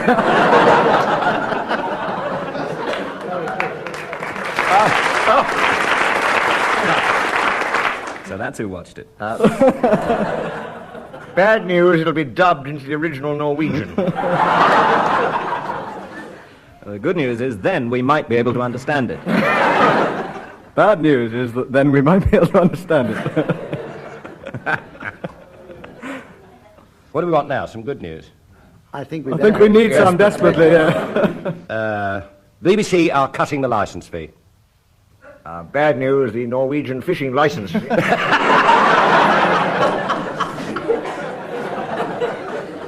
good news is the programme will be on 3 times a week, and they're calling it Wotan.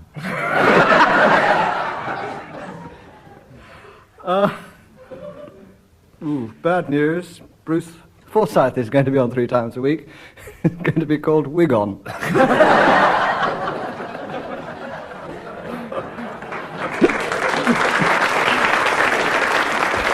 That was the voice of Barry Cryer. No. David Hockney's doing a portrait show 3 times a week called Paint Your Wogan. The BBC have also bought a series on the Japanese whaling industry, which we call Shogun. 3 times a week. 3 times a week. And back now to the good news.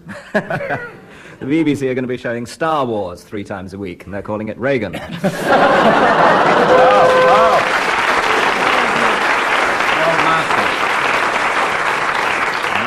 I think we've just got time for another round of that.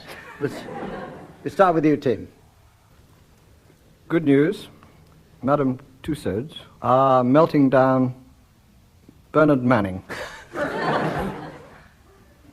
The bad news, but only the waxwork.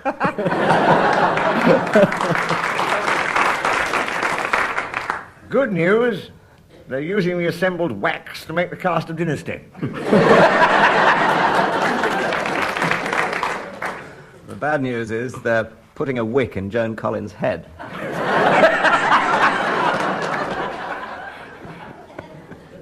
Good news. Happy birthday to you. Oh, thank you very much.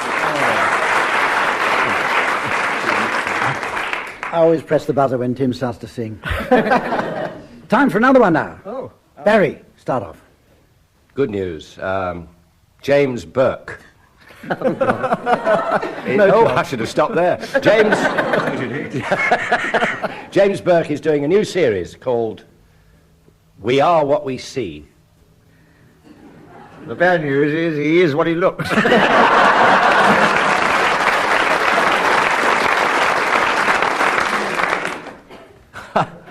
The good news is he's changing his name. Bad news to Doris Burke. But he'll be appearing with Edward de Bono in a show called The Wee Doc and Doris. 3 times a week. 3 times a week. After meals. Maelstrom 3. Bad news, Henry Kelly won't be in it. Bad news? The good news is he'll be playing the wick in Joan Collins' head. Good news, happy birthday to you.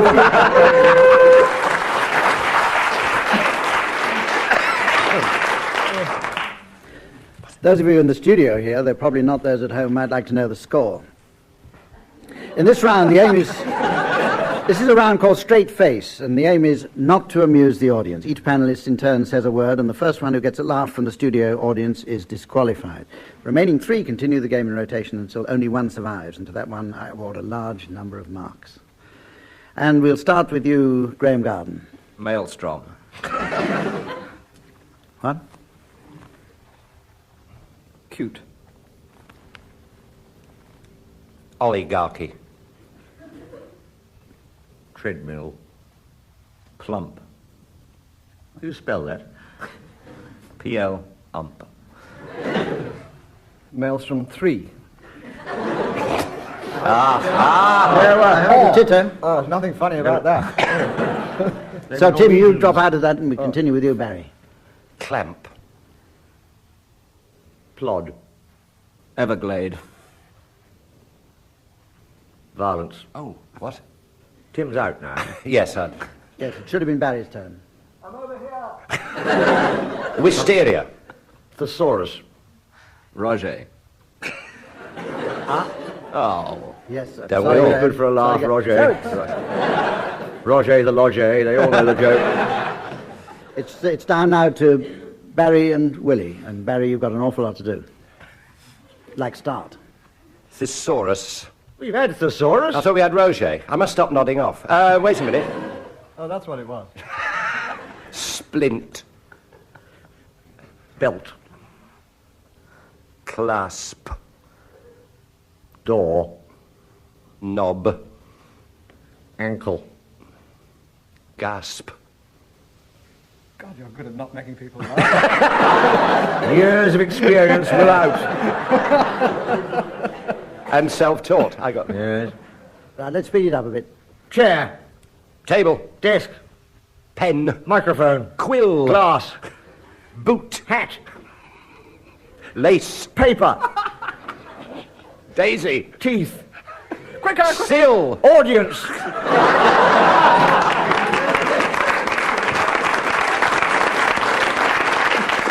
And that means Barry Cryer's the winner. Barry Cryer's the winner.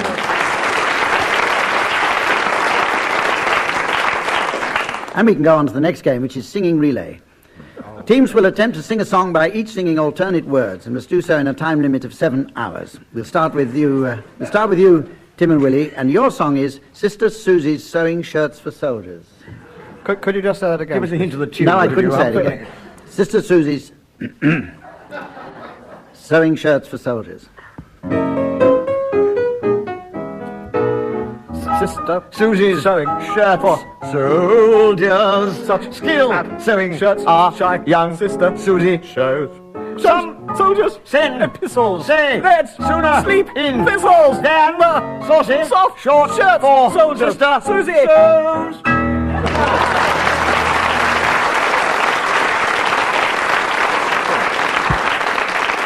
I'm going to give you 14 marks for that. Thank you. You. And now, Graham and Barry, your song is Tico, Tico, Tico. Yes. Oh, Tico. Tico. Tick. Oh, Tico. Tico. Talk. It's Tico. Tico. He's the cuckoo.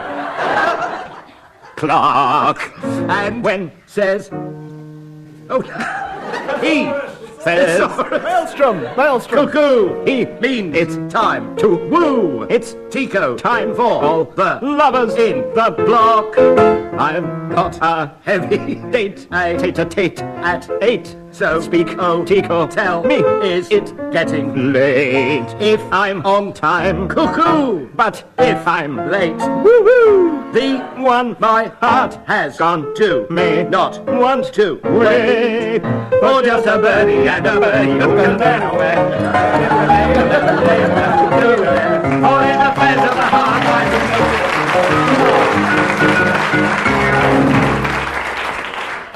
Well, after that performance, you won't need me to tell you who was the winner of that round. We're sharing one copy. Is that any point? Barry and Graham. Now, we're going to come to the relatively serious part of the programme now and play Mornington Crescent. And teams, we're playing this evening, today. 1981. Evenington Crescent. Teams, we're going to play Lipman's rules for this round. You're all clear on that, Lipman's rules. And I think we'll start with you, Graham. Ooh, a good Lipman opening then is Hornchurch. I suppose it has to be Hans Crescent. Whitehall. You obviously haven't played it. No, but I can... Oh, no. No, you've left the loop open. You've left the loop. I know. Old Brompton Road. Fairlop. Pardon? Fairlop. Fairlop. Fairlop? Central line. You made that up. You spell that. I had a bad time with plump. Can you spell... What was it? F-A-I-R, Lop. Fairlop. It's on the Central line, just near Barkingside. Never. It's, Somebody got a diary with them. Barkingside. I've got a tube map. It's the Norwegian word for fishing industry. Fairlop. That's a Norwegian word for There are Fairlop. listeners in the Outer Hebrides who won't have the A to Z handy. No. I mean, Those of you driving on the M1, please don't look in your diaries at the moment. See? The other Fairlop. side of Barkingside, Graham says. Yeah, or this side, depending on which side you are. But it's allowed in Lipman. Actually, I can allow that. Yes. Oh. Of course you can I've allow checked on it, and I can allow that. So, Graham? Yeah, but it's following it now. yes. Yeah. There's no... There's no fault, you can't go after that. Under Lipman. There's no way out of that, is there? No, there isn't. You that. could, you But could That Can't was you do that? Whitehall. Wait a minute. No, but Can't. Whitehall started it, and that was my fault. I reckon that's Stump, isn't it? Just a minute. Let me just... You're absolutely right. There isn't a way out. They've closed the lift.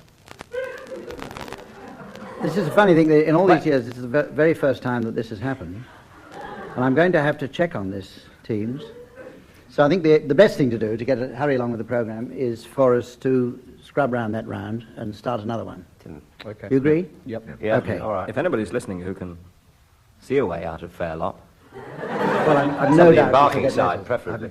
I've no doubt at all we shall get a lot of letters about this. Yeah. So anyway, we'll start with you, Willie Rushton, then. I can't even start now. Well, there is a way of starting. Fairlop. Excellent. Totally Lippmann. Right. Well, Teetons, I'll tell you what. We'll have to forget this round of Mornington Crescent. But was the second I shall one have to Lippmann check. as well? I'll check before next time, and see how we can get out of this. If it wasn't Because it hasn't live. happened before, and I must apologise to the audience for that. It hasn't happened before, and I hope it won't happen again. Appropriately enough, we go on to a game called Paranoia. And in this game, Team A decides that there's something wrong with Team B, and Team B have to guess what is wrong with themselves by asking questions. Team A then reply in a manner appropriate to Team B's affliction, and the aim is to make the members of Team B paranoid and to leave the studio twitching. Graham and Barry's affliction is now going to go up on our audience computer.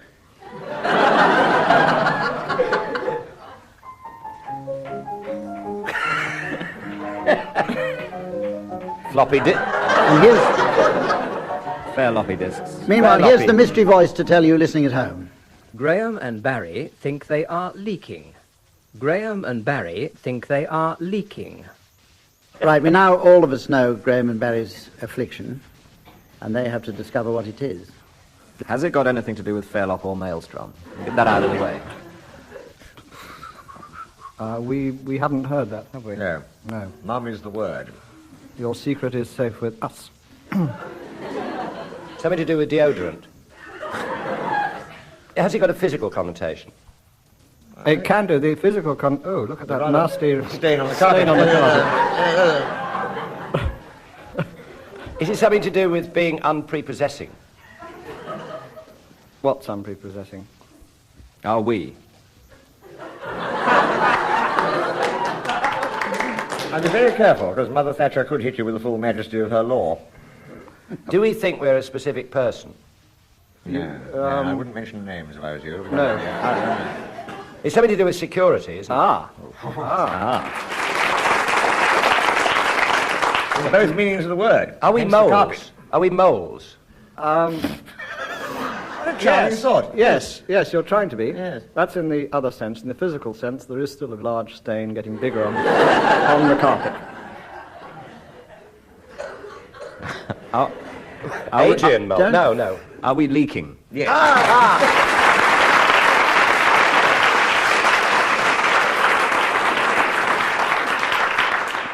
Welsh way of Technically, the answer is you think you're leaking, which is rather worse.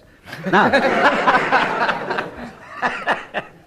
Tim and Willie's affliction is now going up on the board, and here it is for you at home through the mystery voice. Tim and Willie think they are the Bishop of Durham. Tim and Willie think they are the Bishop of Durham. You have to guess what it says. All set? Right. Start. The audience laughs, so it must be dirty. Is the Start questioning Tim and Willie. Do we think we're some other people than ourselves? People who hate each other. Well, I think we can, yes. Well, no, not One literally. other person, put it that way. Another We are. person. We think we're one person, do we? Have we Lithuanian blood?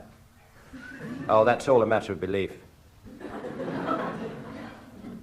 I thought it might be Leon Britton. Well, that's Transylvanian, and that's Nigel Lawson. Leon Britton is Maelstrom. Right, hurry it along, please. We think we're the Pope. Could be. Well, But no, very unlikely. no. Bishop of Durham. Bishop of Bizarre. Durham.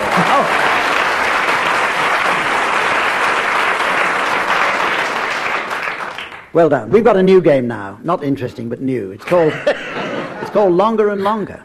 I shall want the teams to tell a story, each team taking 2 sentences at a time. Each time a team takes over, it must include a word that's longer than any words used before. Team members can challenge any word.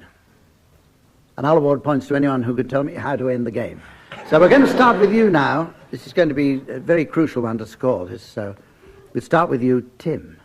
There was a cat that sat on a mat. It was a fat cat. The cat's name was Kate. Kate, the cat, loved her mat. Kate. Kate liked to skate on the mat. Stupid cat.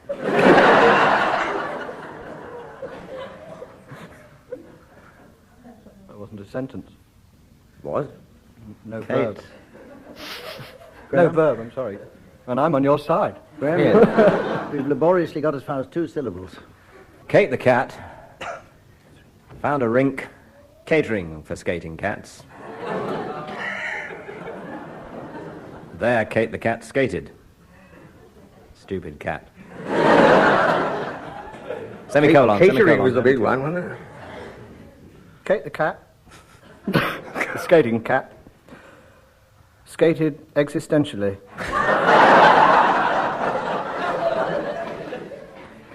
And was also fairly anti-disestablishmentarian. Ism in her views. Doesn't make sense. A bit of a one-off was Kate the cat, who liked, in her tea break, to listen to Julie Andrews singing Supercalifragilisticexpialidocious.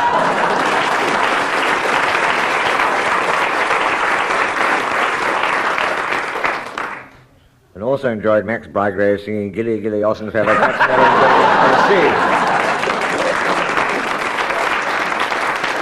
because of the mention of cats in the title.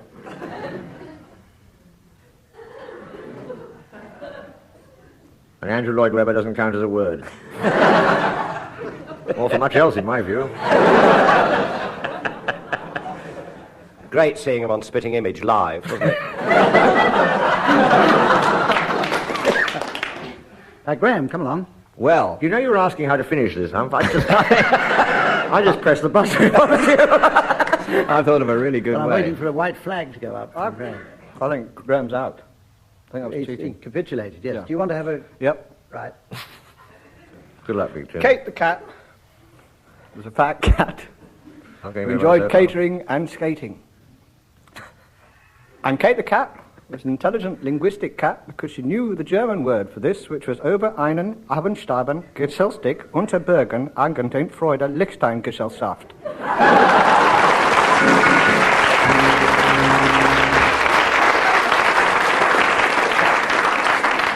That was the whole front row of the James Last Orchestra.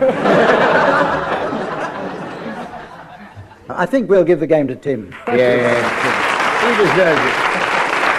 And now, we come to the point where I sit back and listen to the teams announcing the late arrivals for the Dancers' Ball. Who's going to say grace? Oh, Bishop Tutu. This must be a coming out ball, as everyone seems to be enjoying the gay Gordons. Yes, Mr. Glyde is getting very friendly, the very pally Glyde. With the gay Gordon, Sir Roger de Coverley and a dashing white sergeant. And his fandango.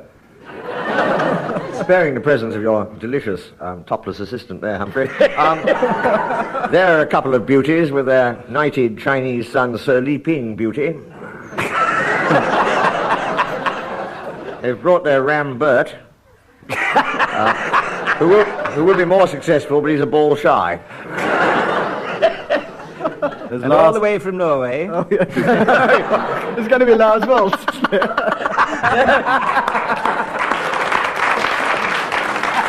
And their male Strom. And not only that, but Mr. and Mrs. Crackersweet and their son Knut Crackersweet. Who's a father of 2, or as the French say, papa de deux. Oh, yes, and there's Charleston Heston. From Cambridge, May Balls. A relation to Claude, who I brought up last year. Oh, yes, you remember. Yes, I just thought I'd mention it again. Excellent. You please get to attention for General Xerxes Quentin Smee, better known as General Excuse Smee. Is that Beth hobbling towards us? She must be injured. Yes, just look at the lame Beth walk. And here's Anna Pavlov and her reacting dogs. Later we'll be watching her St. Bernard waltz. I'd like to welcome Mr. and Mrs. Twist Again and their son Les Twist Again. His friend Tristan Shout. Welsh party who are here for cum dancing. Ladies and gentlemen, all good things have to come to an end. And so does this program. So from all of us, until next time, goodbye.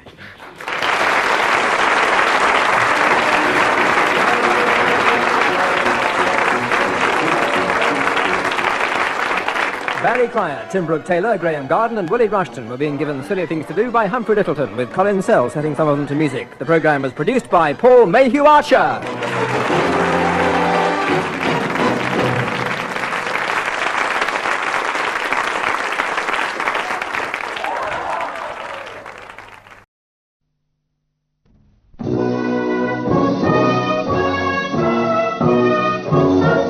We present I'm Sorry I Haven't a Clue, the antidote to panel games.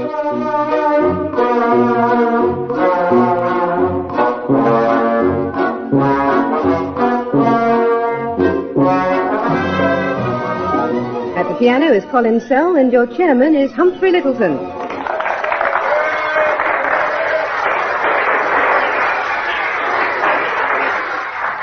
Yes, and once again you can enjoy acrobatics, conjuring and comedy by going to the circus while this programme's on.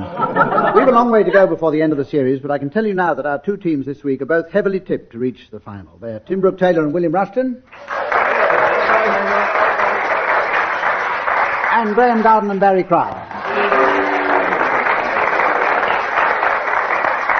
And we go straight into our first round, which is the one called Sounds Peculiar.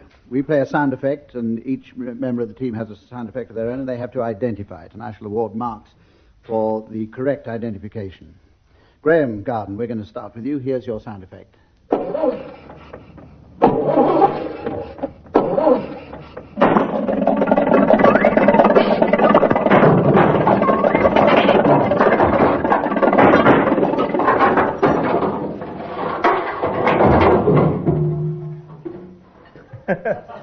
Right, Graham. Well, without a shadow of a doubt, that was Steve Austin, the Bionic Man, getting up with a hangover. Right. Steve Tim Brooke Austin, Taylor, 40. here's your sound effect. And I think the avocado to start, 2 avocados, followed by scampi, french fries.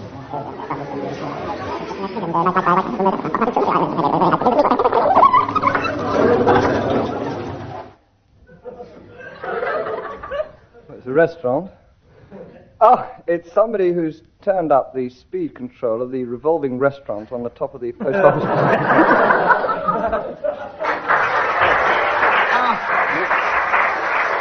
Yes. I was actually there when it happened. Now, Barry, here's your sound effect. Nicholas Parsons without a script.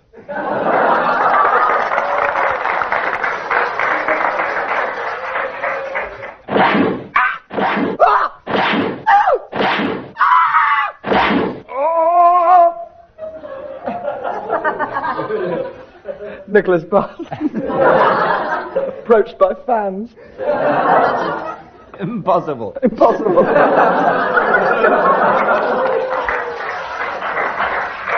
Right, Barry, do your best, because Tim and I Graham forgot have what the both got sound a effect bonus was mark. now. Could I hear it again, quite seriously? And then you needn't play it again after I've done a very funny guess. Barry would like to hear it. Right, stand by, here it is.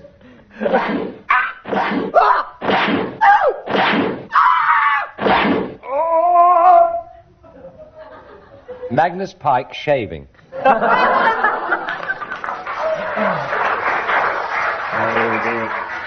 Bit like Sparrow Agnew driving off that first tee. Right. Hitting Gerald Ford. Tim's streaking away with the bonus points there. Now then. Put your clothes back on there. Willie Rushton, here's your sound effect.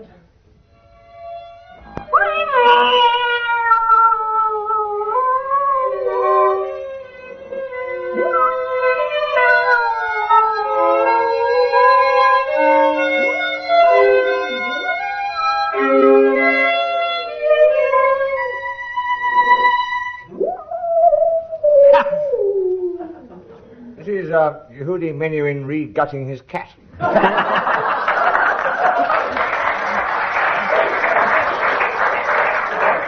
Or was it Stephen Grappelli playing anything? Sherlock Holmes with a hernia. Well, Willie Rushton wins that round by a walkover, and this is the point where I tell the teams that they have to think up late arrivals for the Artists' Ball. Artists. I'll ask them to announce them at the end of the programme. The Artists' Ball. Artists. Now then, we have a game called Paranoia. What do you mean by that, Humph?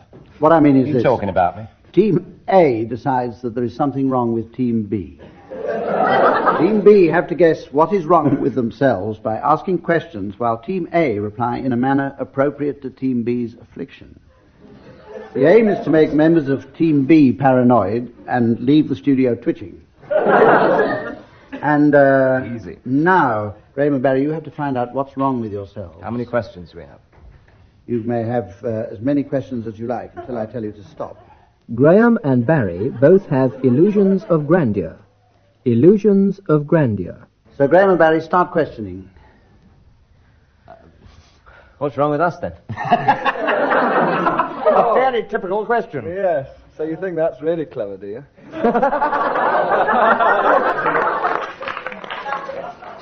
Are we conceited? Have we Oh, got... very good. Oh, yes. We're sarcastic. I expect you're very pleased with that one too, aren't you? Absolutely brilliant, like Muir and Norden, I expect. How do you perceive this affliction? Can you see it or hear it? We can hear it, and the look on your... Graham Garden superstar, isn't it? Oh. Is it anything in the area of conceit? I'm not conceited. I'm twice as good as I think I am. See, it's showing in his every movement. Megalomania. No. What? Folie de grande. No. Yeah, I'd say that would count, really, wouldn't you? It is the French forest. Yes, I think that's near enough. French is the key. Bloody typical giving us the French version, isn't it? Yes, absolutely. Oh, how clever. They do it in French. Yeah. French is the clay. The uncanny thing about it is the audience knew the answer without looking at the blackboard. Because Graham and Barry have delusions of grandeur. Now, Tim and Willie, will you question Barry and Graham about your particular affliction? Meanwhile, the audience is being shown it on a board. And those of you listening at home, here it is via the mystery voice. Who is the mystery voice, by the way?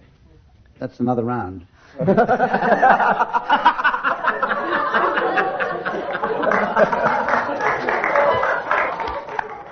Tim is not here. You're right. Right, start the questions. Does this apply to both of us?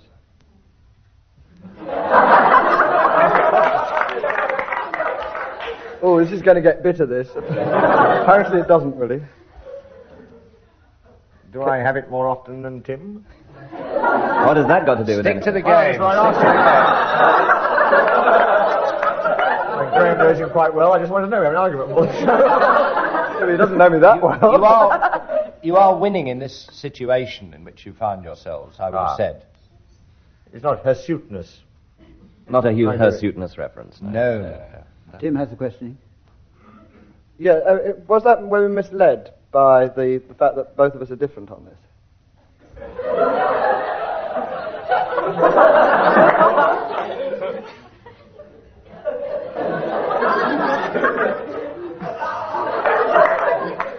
Is our diction bad, or can you...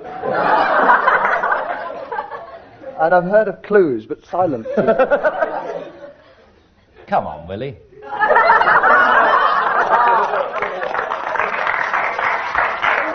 Would I be dumb by any chance?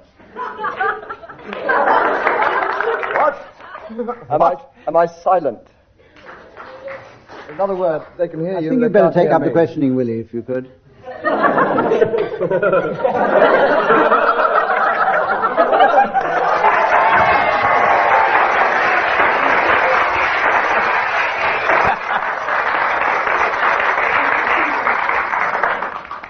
Tim has intimated that he has the answer by getting up and leaving. But Tim's not here. But Tim will come back.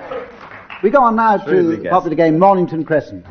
And teams, there is a special rule in play this week, and that is that Jolliffe's permutation pertains in the lower triangle only. Oh. In the lower triangle only. Lower? But then if... Sorry. Okay.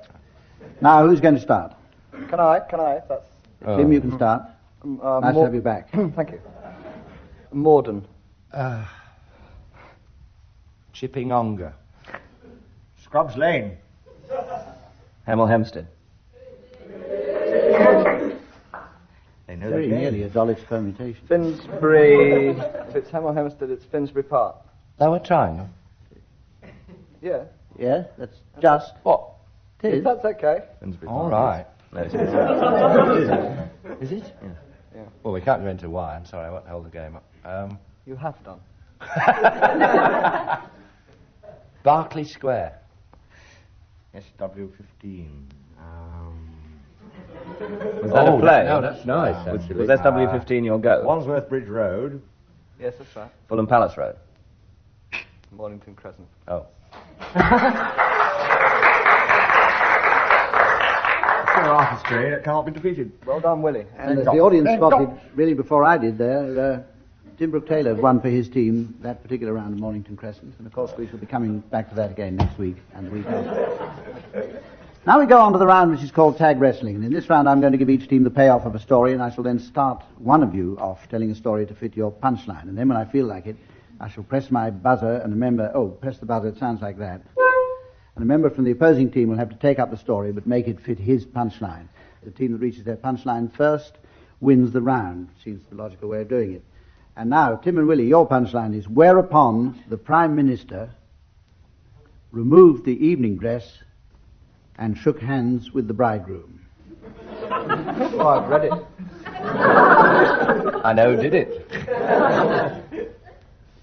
And Graham and Barry, your punchline is, I never thought we'd escape from that canning factory alive, said the vet.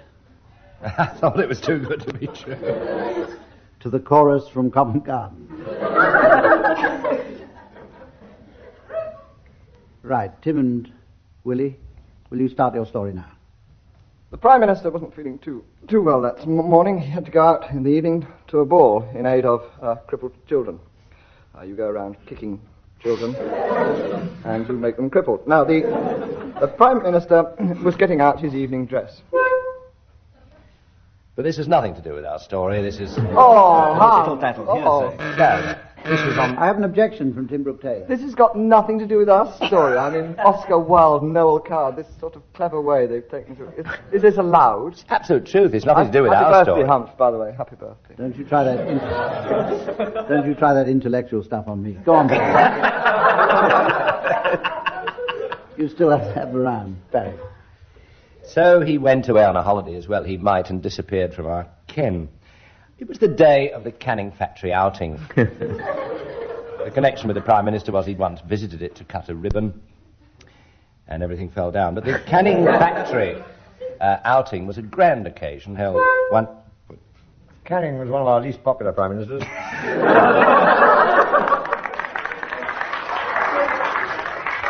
Constantly sending gunboats up the Zambezi and things of that nature. Anyway, it was his daughter's wedding day. It was. So, thrusting on his evening dress, he set off for St Margaret's, which is next door to Westminster Abbey and slightly more posh, if you know that sort of thing. And they had a fine wedding there. I think the young Canning was marrying Miss Canning, as she was. The Miss Canning, I think. My history defeats me at this juncture. Miss Canning Town. Miss Canning Town. She had been. 1843, she was voted Miss Canning Town. Objection from Barry Crown. Were both the people concerned in this wedding called Canning? Yes. Just tidying They were married. the facts up. Yes. During the ceremony, they were married. Yeah. During the ceremony, they were married. Graham Garden, will you take up the story? During the ceremony, from an awkward situation. Marriage took place. A wonderful ceremony marred only by the temporary absence of a choir. The St Margaret's Church choir, having that very afternoon gone on strike for higher notes, and a last-minute replacement being sought. Well, the only choir that was handy were, in fact, the chorus from Covent Garden, who couldn't be run down at the moment because they were visiting one of Canning's factories, where they were observing the humane way in which the vet was called in to put down a whale. So, of course, we're unable to be with us. The Prime Minister, at the relevant moment in the service, where his daughter was being married to Mr. Canning, suddenly realized that she was, how shall I say, déshabillée. I'm only saying that because I can't think of anything else to say. Suddenly there was a bomb scare at the wedding. The vicar cried, "Over to the Canning factory, we'll be safe there." And they all rushed into the Canning factory, crammed themselves in, and suddenly heard very menacing noises from outside. Whereupon the Prime Minister removed the evening dress and shook hands with the bridegroom. Unless there's an objection from the opposite team, I have to award that merciful release. Totally irrelevant tagline to Willie Rushton. No objection. Willie Rushton's the winner. Absolutely brilliant. Take it in good health, I think. And we go on to our blues, a musical item. Colin Sell comes into his own at the piano now for this one, accompanying the teams in a blues on a topic given them by the opposing team. We're going to start with Graham and Barry now, so Tim and Willie, will you give them a topic for their blues? Yes, the Mad Dog Blues. Will do. And we can go through it twice for this. 2 verses. 24-bar blues. What? Well, I'll take a fling. Room to maneuver. Woke up this morning. I was feeling rather low. So off to the Jolly Trumpet and Frog I did go. Oh, yeah. There was a great big Alsatian standing by the bar. I said to the barman, "Does your dog bite?" And he said no. One more time. So I walked up to the bar at the Jolly Old Trumpet and Frog.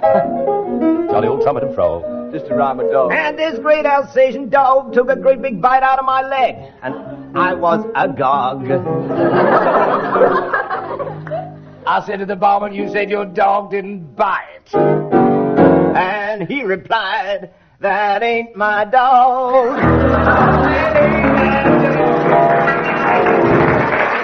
You asked for it. Okay, 3 marks. And Tim and Willie, you're going to sing now on a topic supplied at this moment by Barry and Graham. We're in sadistic mood. Their blues is in calypso form. What? That's my duck. Your blues is in calypso form. Colin, can you remind us of the calypso form? Enough. And Graham will give you a subject. Okay. Right, that's enough preparation. Graham will give you a subject appropriate. Inappropriately enough, the West Indies blues in calypso form. I woke up this morning, my wife had gone to the West Indies for the sun. Now you are questioning me, Jamaica? No Trinidad with Freddie Laker.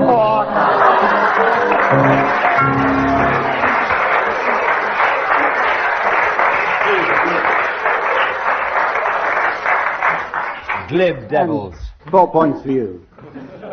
Now we come to a round called Kim's Game, which is based on the well-known parlour game. A number of items will be passed on a conveyor belt in front of one member of each team, and he has to remember as many of them as possible with the help of his partner. The conveyor belt goes for 10 seconds, and there are 30 seconds for recollection. And the recollector can take home everything he remembers. We're going to start with you, Tim and Willie. The objects are coming up on the conveyor belt now.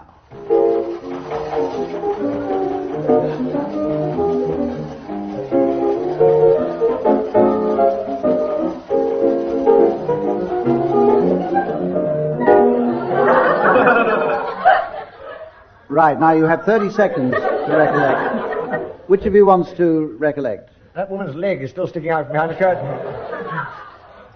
Anthea's leg. Can we both do it together? All right. Cuddly toy. There was a dead juggernaut. Typewriter, electric hair curlers, a Concorde. Concorde, yes, Concorde. the thing, without toasting fork. Toasting fork. Well, an electric thing, the silver... Electric thing. Silver Joanna Southcott's cricket box. Oh, right. One of those things that you plug in and you push it. Yes, and you push it, and it's made of solid gold. It warms the wife. It warms the wife. And there were two of those. And there was another cuddly toy. And what else was there really? Larry Grayson's body. A flea circus. Yes, the man who puts the things on the end. You can take him home. Well, I worked out that you correctly recollected 4 items out of that, so you get 4 marks and you can take them back. And I would like, before Graham and Mary do their recollecting, I would like to ask the audience, please, don't help them, because it's spoiled. Graham and Barry, here are your items on the conveyor belt, starting now.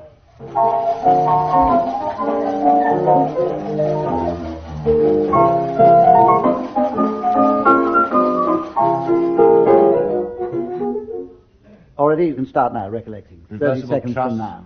Yes, that was Sir Charles Fortis' trust. Sir Charles Fortis' trust. And No help from the audience. fish knives, And yes, there fish were forks. Fish. And there were some fish plates as well. And there was the Taj Mahal by moonlight in the wife's name. See-through Labour Party. There was a collapsible House of Commons being broadcast. Electric elephant. And No, that was a set of matching National Fronts. there was... What was that? Eartha Kitt. Eartha Kitt. A cuddly Bernard Manning. Impossible. No, it fell off. You've only got 28 seconds left. There was a broken stopwatch. Broken stopwatch. Right. Cast iron wreath. Oh. Barry managed to And a get buzzer. one in there under the net, so to speak, so that puts him ahead. And the scores so far, as we move on to the round in which the teams announce their late arrivals for the Artists' Ball. We'll open the bidding right now. The late arrivals for the Artists' Ball. Oh. So far, so good. Roaring in on a motorbike with a singular lack of grace, Easel Kniezel, with his pal, Et. Will you welcome, please, Mr. and Mrs. Madder, and their daughter, Rose Madder, and her pig Ment. From Greece, would you welcome, please, from abroad, a gentleman who not so much paints as daubs. He's known as Dauber the Greek. Will you welcome, please, all the way from the States, Mr. and Mrs. Trait, and their father, Paul Trait. Here with the ladies and the gents, 2 Lous-Lautrec. Going to do some impressions for us with his driver, Van Gogh. The Impressionists. The Impressionist, yes. And who are those people dressed up as parcels and letters? They're the Post-Impressionists.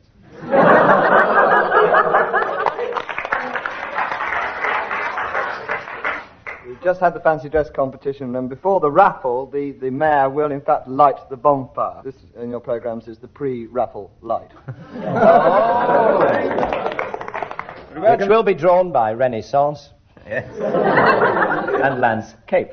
Will you welcome, please, Mr. and Mrs. Ist, and their son, Edward Lionel, who was recently knighted the Sir E.L. Ist. Oh. And his daughter. Mr. and Mrs. Tomical Drawing and their daughter Anatomical Drawing. With their peak Asso.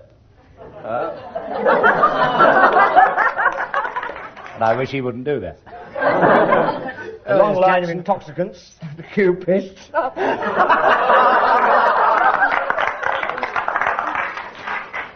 Isn't that Pissarro with them? Yes. Can't see he's got his back turned. Oh, there's Jackson Pollock with his family, but we don't talk about that. Mr. and Mrs. Cullers. Mr. and Mrs. Cullers, who are descended from that well-known 18th century Walter Cullers. All right, we'll go quietly, Constable. It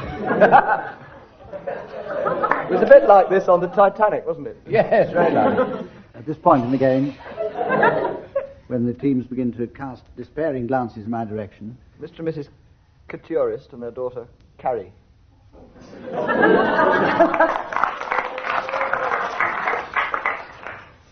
From Turkey, the turquoise blue. And the score in that round is to Barry and Graham 5 groans, 3 claps and a laugh. What laugh? Tim and Willie 3 heavy sighs, 9 claps and 8 seconds of dead silence. Which puts them in the overall lead and means that we finish the games for this week and we'll see you again next week. Goodbye now.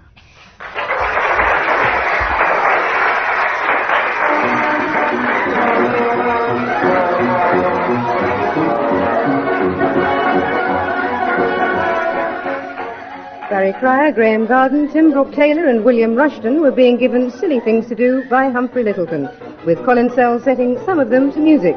The programme was produced by Geoffrey Perkins.